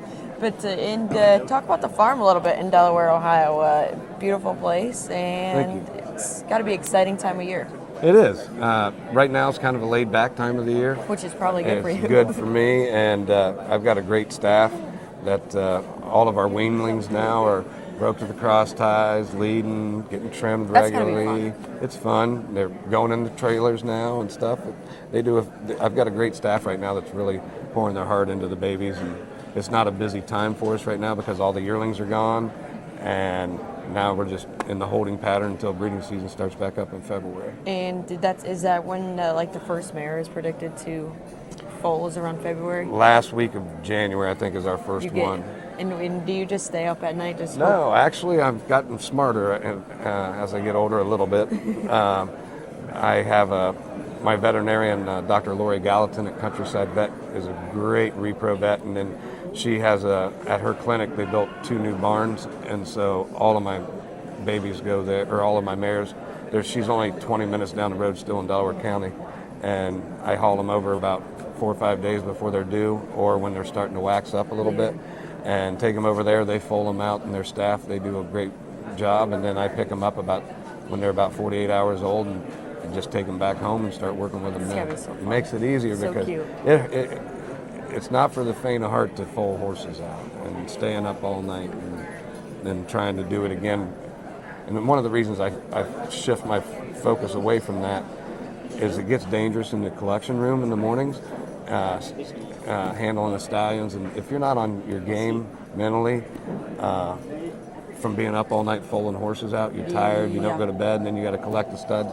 It can get a little hairy just because you're not on your game, you're a little lethargic. And so that's why we don't do that. For my interest, and I'm sure other people too, like what is down by the seaside, Catch the Fire, what are they all doing right now? Catch the Fire is actually back at the farm. We didn't send him down under this year. We just froze his semen and shipped it overseas. And that's the same, is that the same like percentage almost of him going there? Or is it a little bit riskier? Little risk, not riskier, it's just that country, both Australia and New Zealand. He was going to Australia? He was in Australia the last 2 years, and then this year we sent him to select breeders in Maryland after the breeding season in Ohio, and froze him and then shipped it over there. So they can breed by frozen semen over there. But it's down by the seasides in New Zealand physically right now, Lather Up's physically in New Zealand right now, and Pebble Beach is in Australia. Yeah, there's Catch the Fire himself right there, and Captain Kirk. Down by the seaside, when does he come home? When do they have to come home? They will be back around the last week of January, and they'll be home for about a week to 10 days, and then right back into our breeding season. And do they, when they get back over here, they have to quarantine and everything? No, that's all. Once they get to the farm, it's taken care of. So when they come back, they'll quarantine down under for a week or 2 weeks, and then they fly from there to Chicago, and they'll be in Chicago for a couple of days, and they're federal quarantine Is that facility. like sending your kid away to It school? is, Like and it's stressful? nerve-wracking. It's very stressful because they're on the plane, they're going back and forth. I mean, I get nervous going on a plane. I couldn't imagine sending a horse on a plane. Well, it's not that bad for them. There's veterinarians Oh, on yeah, the yeah, plane, yeah. and they have a full stall, and so it's And not. how far is the flight? It ends up being right around 20 hours. So. That is crazy. Yeah, but they leave our farm generally the first week of July, and they'll go to Kentucky to quarantine for 2.5, 3 weeks, and then they go from there to Chicago, get on the plane in Chicago, and then fly over. And how has their seasons down there been going? They do good. And one interesting fact is a lot of people don't think about it, but the reason we do the dual hemisphere is that's southern hemisphere versus northern hemisphere. So right now they're going into winter, or into summer. They're in the spring. They're foaling right now, and they're going into the summer, and we're going into the winter. So it's the opposite hemisphere, so opposite type of breeding season. So these guys never really have to see winter. No. And they don't ever they'll start putting hair on actually, and middle of April, you'll start seeing them thinking it's going for down there. And so it's confuses them a little bit, but once they get a handle of it. How's Seaside's book look this year?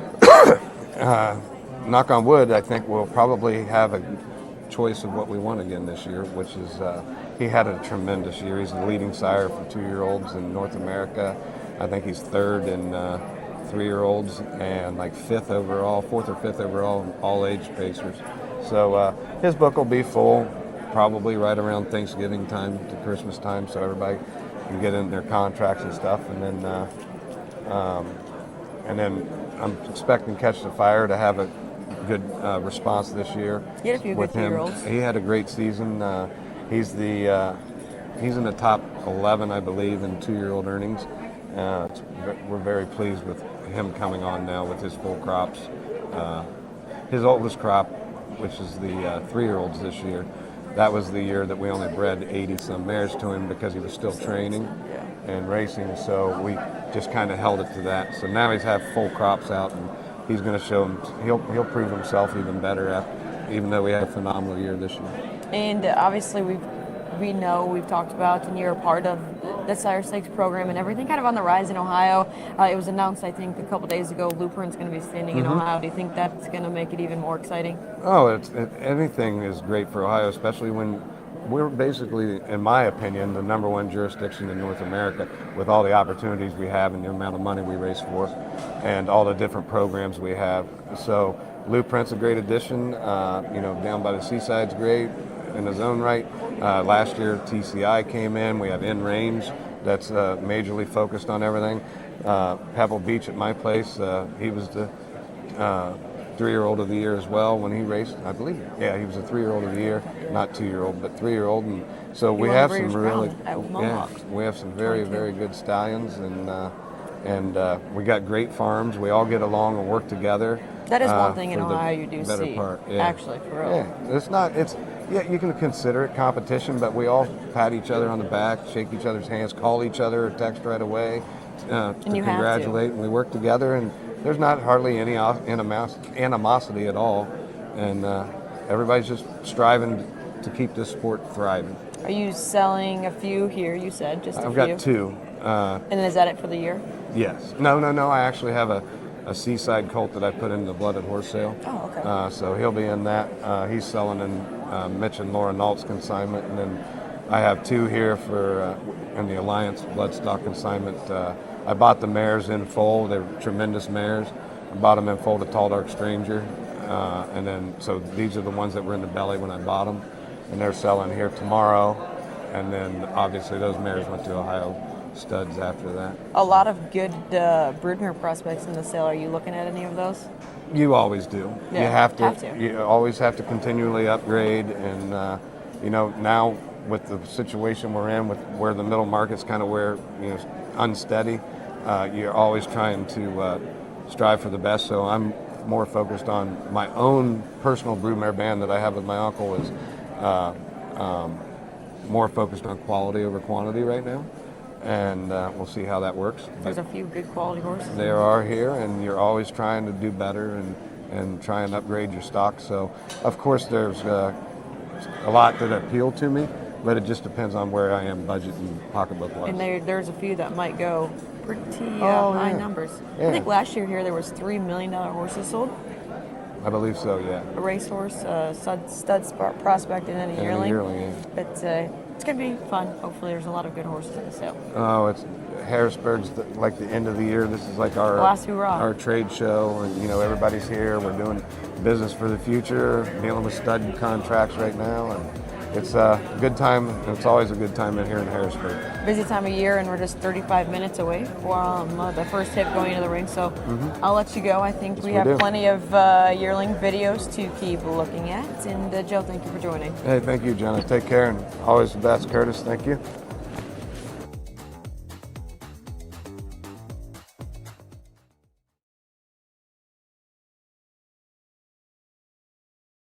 A showcase of the finest 3-year-old trotters in the nation, the Hambletonian Stakes was first contested at the Syracuse Fairgrounds in 1926. Away from the rest of the field, it is Guy McKinney to win the first Hambletonian.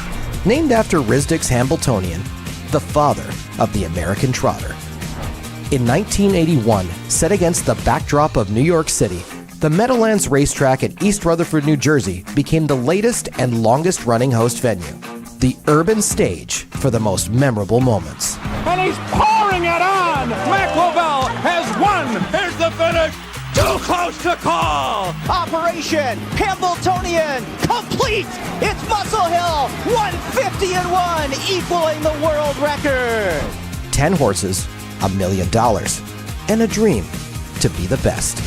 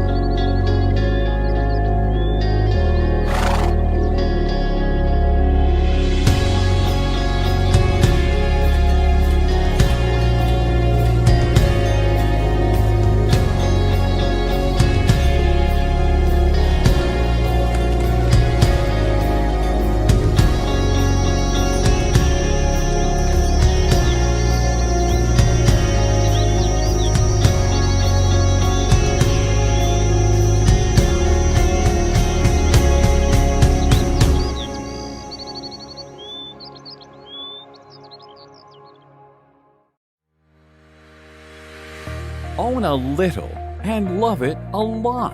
TheStable.ca is an award-winning fractional ownership operation. Buy as little as 1% of a racehorse and experience 100% of the thrill. TheStable.ca makes ownership easy, accessible, and affordable. Communication and customer service are at the heart of everything we do. Get started at TheStable.ca.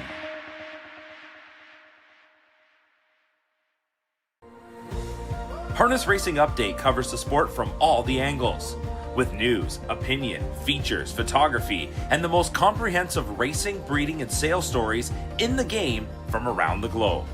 It's all delivered by a deep, diverse, and talented team of writers and photographers. Plus, HRU's popular Twos in Training series on YouTube gives you the first look at the stars of tomorrow. And the best news? It's all free. Subscribe to HRU today for free at harnessracingupdate.com. Preferred Equine Online has proven time and time again to be the industry's online provider, selling the highest priced horses in all categories online, including racehorses, broodmares, yearlings, weanlings, and stallion shares. Full service, trusted and transparent. Contact Preferred for your online sales needs at www.preferredequineonline.com.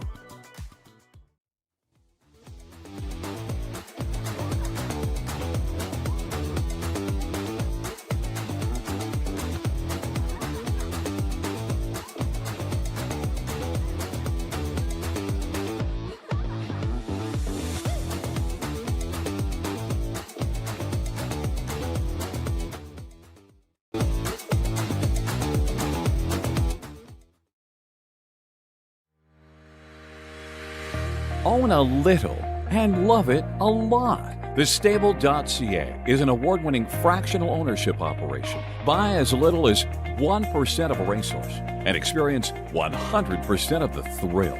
TheStable.ca makes ownership easy, accessible, and affordable. Communication and customer service are at the heart of everything we do. Get started at TheStable.ca.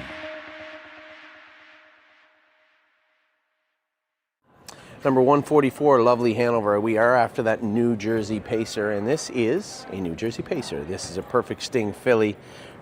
Actually, New Jersey and Kentucky, which is odd, selling out of Hanover. A New Jersey and Kentucky Perfect Sting filly out of a Captain Treacherous mare. 3 foals, they all raced. American Son made 216. He was an American Ideal. Sea Pearl was an American Ideal that made 77.9. And another an American Ideal that made 32, all of them taking 2-year-old marks. Actually, American Son took a 2-year-old mark of 49.3. This is the half sister to American Son. Third now, if you're looking at it from a breeder standpoint, the second dam, which would be the third dam, is the dam of American Jewel and Luck Be With You. This is a real strong family. Real strong family. The only reason we're talking about the family at all is because the Perfect Stings are maybe not as palatable yet as they as one would hope they would be.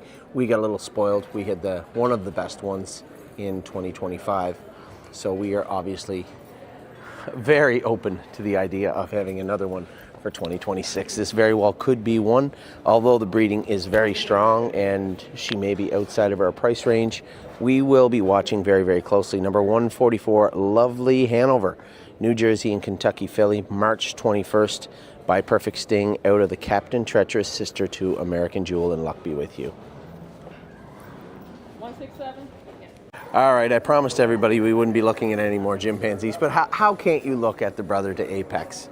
Now you're forced to look at him. This is Vic Zielinski, Cadena. These are nice horses, and they all went for a fortune. Now, the reason I'm bringing up Command Center, the June 3rd, Steve, the June 3rd son of Chimpanzee is because 1, he's a chimpanzee, and 2, he's a June colt. How would you ever be able to get into this pedigree? Well, there's 2 ways right there. So I'm certainly not advocating to buy a chimpanzee. They're not bad horses, right? And I'm not going to name a bunch of sires. I'm just going to say that we've had a number of them that were underwhelming. The best one we've had has been Degas. She's been a nice filly for us, but this is a top flight pedigree on a June 3rd chimpanzee colt, and he has wandered off the beaten path as far financially speaking at the sales. So we should never be able to afford this horse.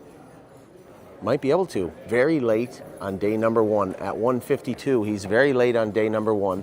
He's a June 3rd colt, and he's a chimpanzee. If you were ever going to be able to buy this horse, it would be at Harrisburg 2025. Let's see what happens on day 1 with number 152, Command Center. Okay.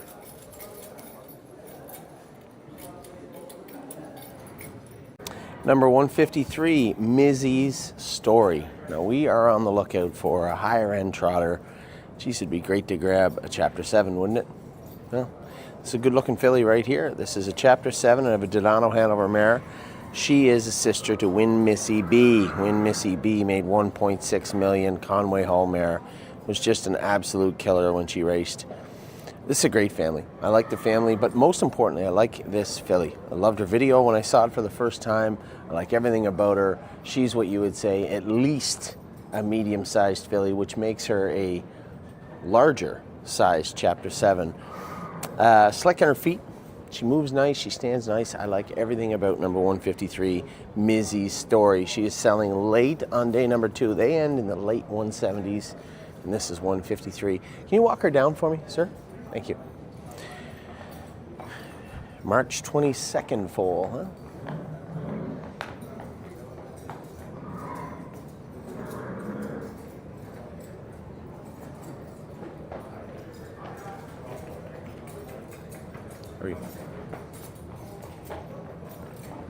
Nice filly.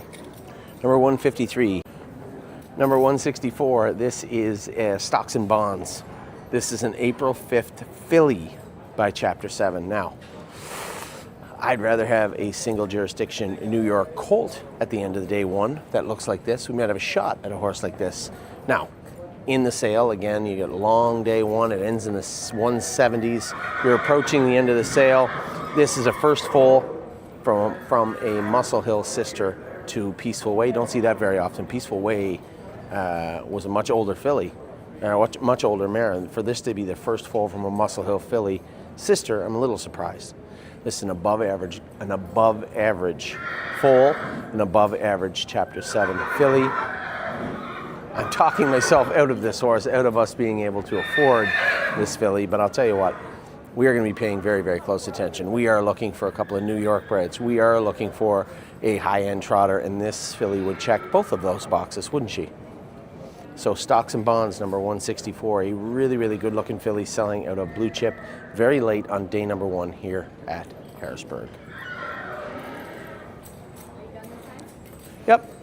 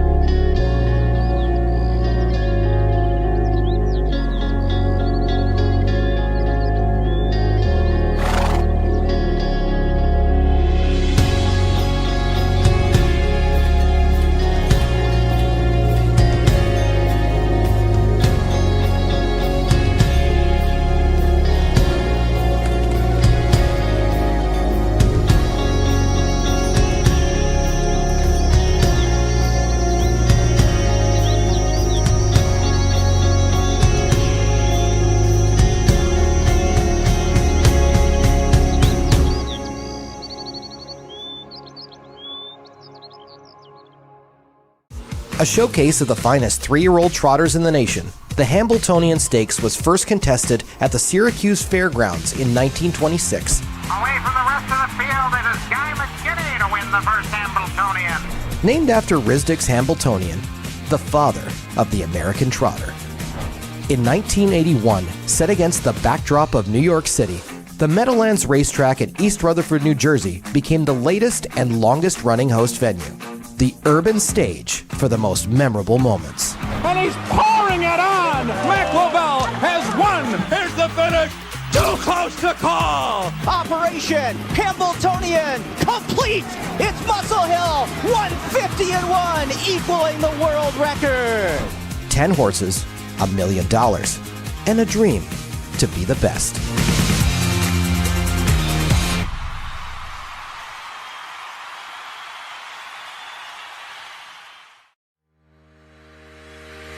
Own a little and love it a lot. TheStable.ca is an award-winning fractional ownership operation. Buy as little as 1% of a racehorse and experience 100% of the thrill. TheStable.ca makes ownership easy, accessible, and affordable. Communication and customer service are at the heart of everything we do. Get started at TheStable.ca.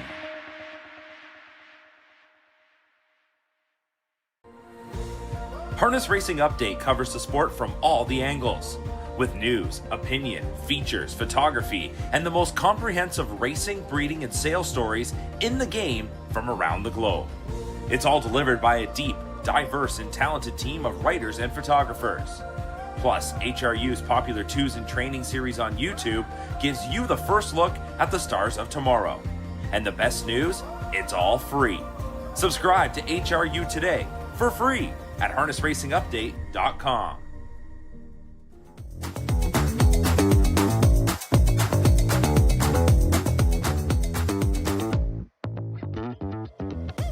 Here at the Harrisburg sale, happy to be joined with fellow Canadian Tim Twaddle, now one of the primary trainers for Anthony and TheStable.ca, and you have now officially reached your 4th consecutive season of hitting over $1 million. That's got to be exciting. You know what? I wasn't even aware of that, but yeah, that's always a thank you for keeping track, and that's it is very gratifying. in the Sire Stake program in PA, we've talked about with everyone who sat down, it's one of those ones that's kind of slowly coming around, and it's a pretty good program to be involved in. It is, it's not easy. I always thought if you could do at that level here, then you were good anywhere in the country, which is pretty much true. And let's face it, there's no easy racing anywhere. No. Anytime you go for money. Not even the fair racing. No, there's nothing easy. So, it's a great program, and happy to come here and get horses that hopefully can compete and keep it going. How's the sales season been for you overall with all the sales going on, and obviously Harrisburg being majority of the last stop? Yeah, this is the big one for us. Typically we go to Lexington. I did not make that trip this year. We got some from Ohio, and hopefully we do some damage in the next few days here. How many are you looking to leave with from here? If things go right, probably 8 or 9. Do we have to set an over-under on No, I don't. No, I don't. You never know. You don't. These sales are very intoxicating, and you sit there and you do a lot of homework and a lot of prep work, and then suddenly everything's so fluid, and when a horse is in the ring and he's not going for what you penciled him at, you think, geez, hello, you bring him home. That's how you bring home a few more than what you thought. Yeah, and you never know what's going to work, right? So you can overlook imperfections, or you can find the perfect one, what you think is the perfect one, and the bottom line is you never know until you get down to where you're going to qualify, and then they have to tell you with their heart. And then what do you come here looking for? Anything Pacers, Trotters, I've got majority of my list is pacing fillies, but I've got a little bit of everything. I've got pacing colts, trotting fillies, mostly Pennsylvania, but I've got some Ontario, some New York, and a little bit of Ohio. So we got a bit of a mixed bag. Yeah, I feel like I've seen you more in Ohio since, maybe a couple more times each and every year, and then seeing you at the sale is pretty exciting. Being based at the Meadows, racing in Ohio is very manageable. It's actually a shorter, easier ship than, let's say, Chester or Pocono. So, and it's a good place to race. Yeah, you had one race in the Jugette, I believe, this year. We did. That's just exciting to make it there. Oh man, it's great. It's just racing at Delaware during that week is really a thrill. And then that horse, I believe, time of the season went on to win a big one at the Poconos. He did, or she did rather, and she won the Liberty Bell at Chester on Friday. She's doing a nice job for us. And that's got to be fun. It's a long season on these horses, so to have them still in form at the end of the year, it's got to be exciting and rewarding. It is. I wish there was more left for her because she's really on top of her game, and unfortunately, there's nothing left. But everything comes to an end, right? Nothing's forever. See her back as a 4-year-old, do you think? I would love to, but that's not my call. She's going to eventually be bred, and that's probably going to be sooner than later. Yeah, that's always, you just never know when they're peaking at the end of their 3-year-old season. I know. It's so fun to bring them back at 4, but... I wish there was more, one thing I wish there was more 4-year-old events to keep them in the game. Yeah, we've talked about that. Outside the graduate, for the boys, there's nothing. And I just wish there was some program to keep everybody, Kentucky's got a little 4-year-old season. They do. But there's a lot of stuff for 2-year-olds and then not as much for 4-year-olds. And that's why I feel like you see them all, either go stand stud early or go be bred earlier. Exactly, yeah. And kind of, being a racing fan, you always want to see them come back and compete and put up the best of the best, but obviously so much money involved in the breeding side of things. There is. If they're a quality horse, what are they going to do at 4? Overnight races and some open events. Right. It's really tough and taxing. Then they can sign up and get that guaranteed money. So it's tough to keep good horses in the game at 4. Your week at Harrisburg, you train a lot for Anthony in the stable. Do you ever look at any yearlings with him? Never. No. Whatever he sends you. He's like a buzzsaw. Yeah, no, he's got his own agenda and his own clients, and he does his own thing. Well, I'll see them, when it's time to school them and qualify them.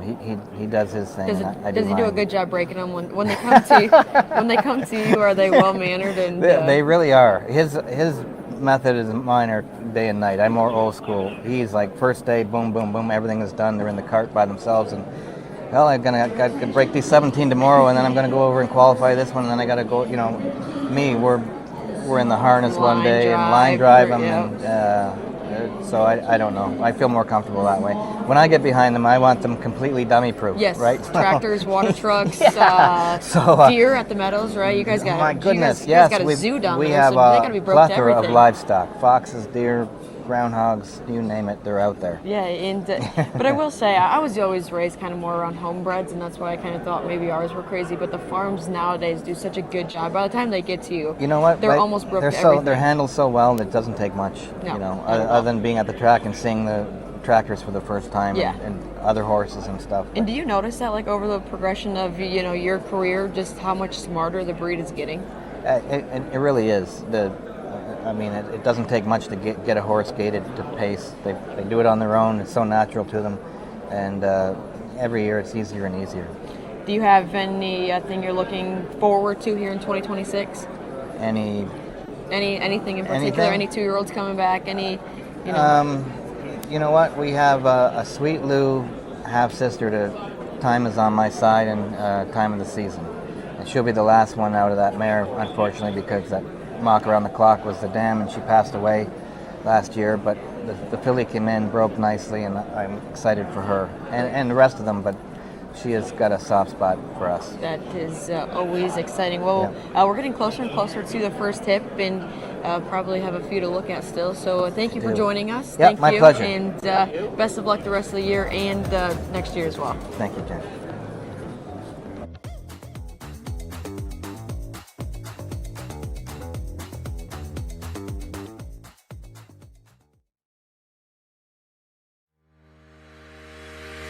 Own a little and love it a lot. TheStable.ca is an award-winning fractional ownership operation. Buy as little as 1% of a racehorse and experience 100% of the thrill.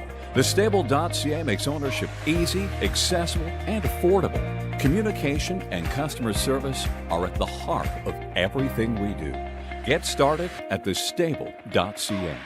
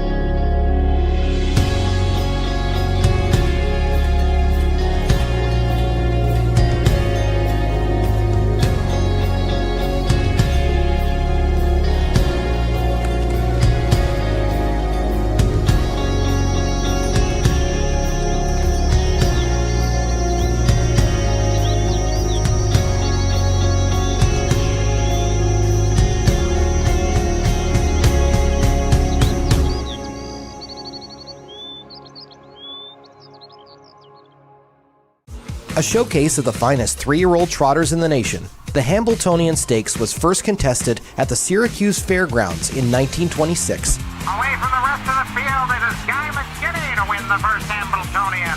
Named after Risdick's Hambletonian, the father of the American trotter. In 1981, set against the backdrop of New York City, the Meadowlands Racetrack at East Rutherford, New Jersey became the latest and longest running host venue. The urban stage for the most memorable moments. And he's pouring it on! McLovell has won! Here's the finish! Too close to call! Operation Hambletonian complete! It's Muscle Hill, 150-1, equaling the world record! 10 horses, $1 million, and a dream to be the best.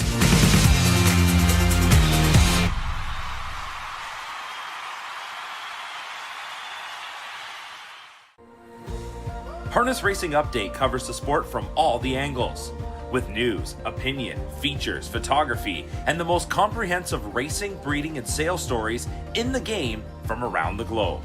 It's all delivered by a deep, diverse, and talented team of writers and photographers. Plus, HRU's popular Twos in Training series on YouTube gives you the first look at the stars of tomorrow. And the best news? It's all free. Subscribe to HRU today for free at harnessracingupdate.com. Preferred Equine Online has proven time and time again to be the industry's online provider, selling the highest priced horses in all categories online, including racehorses, broodmares, yearlings, weanlings, and stallion shares. Full service, trusted and transparent. Contact Preferred for your online sales needs at www.preferredequineonline.com.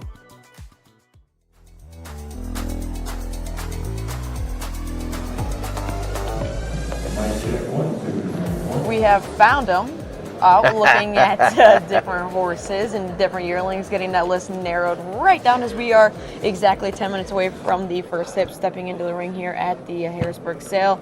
How's your last few hours been? It's not bad, more or less for us, particularly the last couple hours last little ways before the sale is always talking to clients, right? I have an idea of what we're looking at, where we're headed, and what we'd like to do, and you never know for sure. But I think I have a pretty good idea. But the issue is talking to our clients, trying to gauge their temperature, what they're interested in. I can't just go out, and this is the great thing is that we have a lot of great clients, but I just can't go in and buy what I want. Everybody thinks, the stable just shows up when we buy horses. It just doesn't work that way.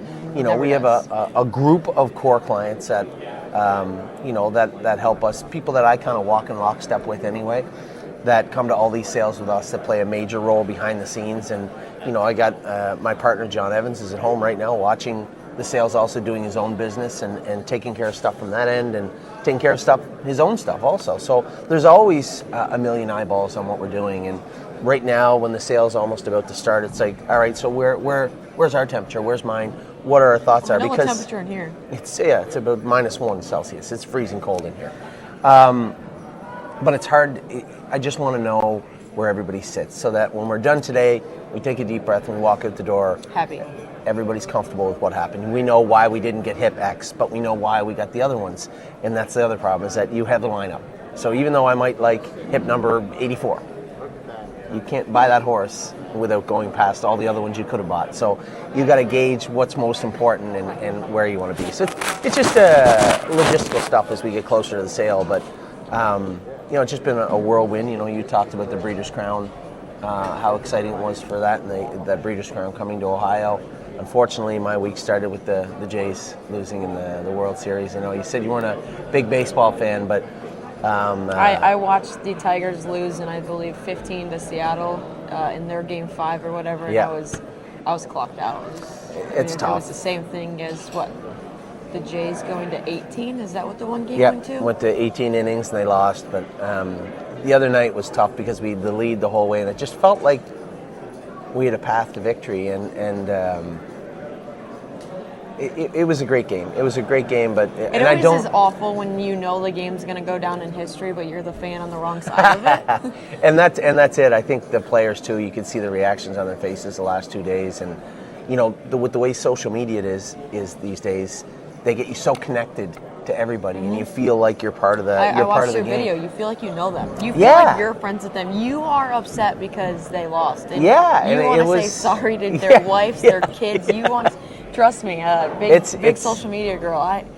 But that's how we operate in the stable too, right? People get to see my wife and I driving down the road, joking about stuff every day, and all the people come up to me. I'm in Virginia, place I've never been in my life, and people are coming up and talking about the horses and talking to you like they know you, and it's great to have people part of your life. But that's being on the other side of that camera, and watching the Jays. It was tough, but it was a great series and a great game, and can't wait for. I don't even know if Gabe Pruitt's made it here. He was a big Dodgers fan. I don't want to hear about the Dodgers. And I don't actually hate the Dodgers. When I joked with my father, with a couple of our clients, Russell, and one of them saying, I wasn't a big fan of the Yankees, but the Dodgers, I get a lot of people didn't want to see them win, but it was back. What's that? Back to back, they went, right? Yeah. But they play great. Their team I didn't really good. have anybody I was cheering for, and then Max Scherzer, I think, started game 6 or 7. He's a psycho. So He's the best. He was a Tiger. He was a former Tiger. Back he when was. I was like, actually kind of watched baseball, and so I was kind of cheering for him. A lot of our clients in the Ohio area, actually, 3 of the main players, I didn't know this until halfway through the season, but Ernie Clement, and a big reason that I always speak very highly of him is he was DFA'd. He was given away by Cleveland. And for him to play such a pivotal role in Toronto is just incredible. So anyway, just really happy with the way the sales have gone this year, the way that racing has gone. Obviously disappointed with baseball, but it was a great season. And then, some of the things that we're trying to do here, you talk about what's going on with the stable. Well, the final piece, after all the sales are done and all the dust settles, is, we generally deal with a lot of breeders in the sense that they'll come up and say, hey, this horse didn't sell well, or this horse was sick going into the sale, I had to take it out, or this horse got injured before the sale. And that's how we end up with the final pieces of our stable, so to speak, our roster of 2026, and that's how the stable started way back when. We worked our butts off to go out and partner with breeders to put horses in the barn, and I think we're going to come full circle where we do have a strong listing, a strong group of clients that want to buy horses with us, but we'll always have that breeder component. We do have some breeders' horses this year already. I was going to say, anybody reached out yet this year? Yeah, we have 2 or 3 already, and we'll probably have, I'm going to suspect we'll probably have 2, 3 more. So that 42 number we talked about of in the barn right now, theoretically, will probably bloom to just over 50, I suspect, by the time, as I said, all the dust settles from the sales. So anybody, day one is about to start rather quickly as they're in the ring. Anybody you have to maybe go home with first day? That's a great question. Have tos, I'm always hesitant to say, but there's a Amy's pacer. Not around. Yeah, there's a pacer I love today. And I'm not a big pacer guy, but we do, and that's the other thing I have to do is that myself, I lean trotter, right? But we have a lot of clients that love pacers. We have a lot of clients that love trotters. We have a lot of clients that love racehorses too at the end of the week. So as we start to get through that yearling cycle, I'm going to start getting emails and calls from people saying, okay, Anthony, the mixed sales on Friday. What are your thoughts on the mixed sale? So the sale's not going to be done for us. I have 3 racetracks I could possibly be at the race on Friday, and I don't think I'm going to make it to any of them. So today, 1 pacer and about 5 or 6 trotters that really caught my eye. In past sales, you always have that one. If you were to ask me, both horses that I think on the trotting and pacing side weren't absolute haves. If the right value was probably incorporated into them, I would take either or both of them. And their videos were up today also. I noticed one of them when I was going by. So forgot who made that video. A couple Canadian breds on the yearling sale. Do you have any? Bulldogs, yeah. I had a couple of bulldogs and 1 cattle wash later on in the sale I really liked. I was very interested in them. Now we have a beautiful bulldog filly that will be going back over to Ontario. We have Highland Kismet's sister that we purchased in Kentucky. She's going to be going back over to Ontario. And then we have a Green Manalishi colt, a brother to a horse that I rather liked. He'll be going over to Ontario also. Now, people don't understand all the components that make this operation work. You might see me talking and my wife and say, oh, there's Anthony and Amy. There's so many people that allow us to do this.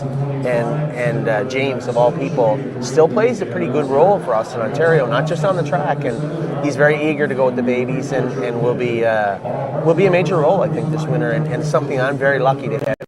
I rag on him and I ride him pretty hard, but people don't realize, where he came from, and I say it every year, and just so proud of him. He's over in New Zealand right now, representing Canada, and doing a great job. He's sitting second, and hopefully he can take over the lead. Yeah, didn't he have 2 breakers too? He did, yeah. I wasn't gonna. I'll bring that up to him later on, but. But it's a big deal over there because made a break leaving and ended up third. That was a hell of a mile that trotter went. Yeah, and then he won his first drive. He won his first. It wasn't part of the championship, but he just stayed left and was a winner. That was cool. I was watching that and. A couple of seconds yesterday. Yeah. He started the day in 6th, ended the day in 2nd. I think they have a couple of days off, so he's definitely in striking range, and he's no stranger to that competition. Right. One, he's a tremendously gifted driver, but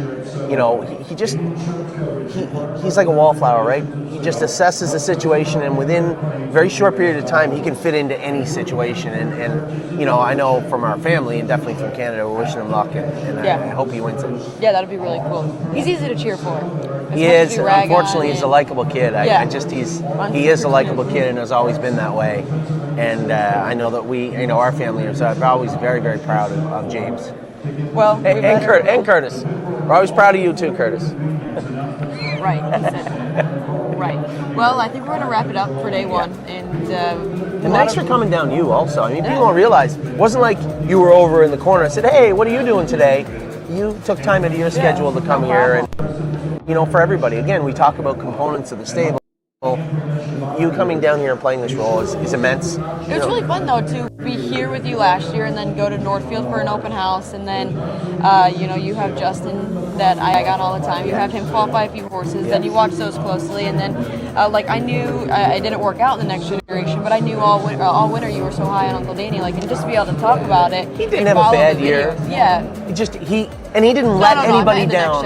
Yeah, but he didn't let me down, but I did expect. But it is cool to kind of, you know, be here, watch you buy him, watch you train him down, watch you qualify him a few times, and be back here next year. It's an exciting time. And, you know, as soon as we're done here, my mind starts rolling towards the open house we usually do in December. I think we'll roll it back down to the earlier part of December this year where everybody can just hang out and have fun. It was just too close to Christmas last year. Yeah. And I think the first part of December we'll have... We didn't want you going too fast with them either. Well, yeah, and they're not really even training at that point, but it is exciting. So, I'm not going to lie to you. I am looking at number 1 that's coming in the ring. Well, we better go. Big, good-looking colt. Amy said he's a little big. We'll see. I'm going to wait and see what this horse brings. He slides through the ring quietly. Might be our first purchase of the day. Well, we'll be back tomorrow at 10 a.m. as well, and follow along the Harrisburg website to see how many Anthony goes home with day 1. Absolutely. Thank you again. Yep, good luck.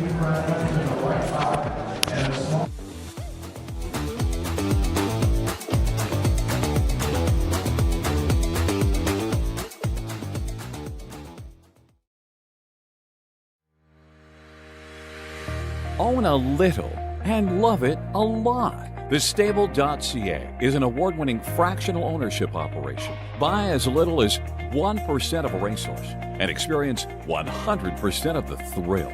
TheStable.ca makes ownership easy, accessible, and affordable. Communication and customer service are at the heart of everything we do.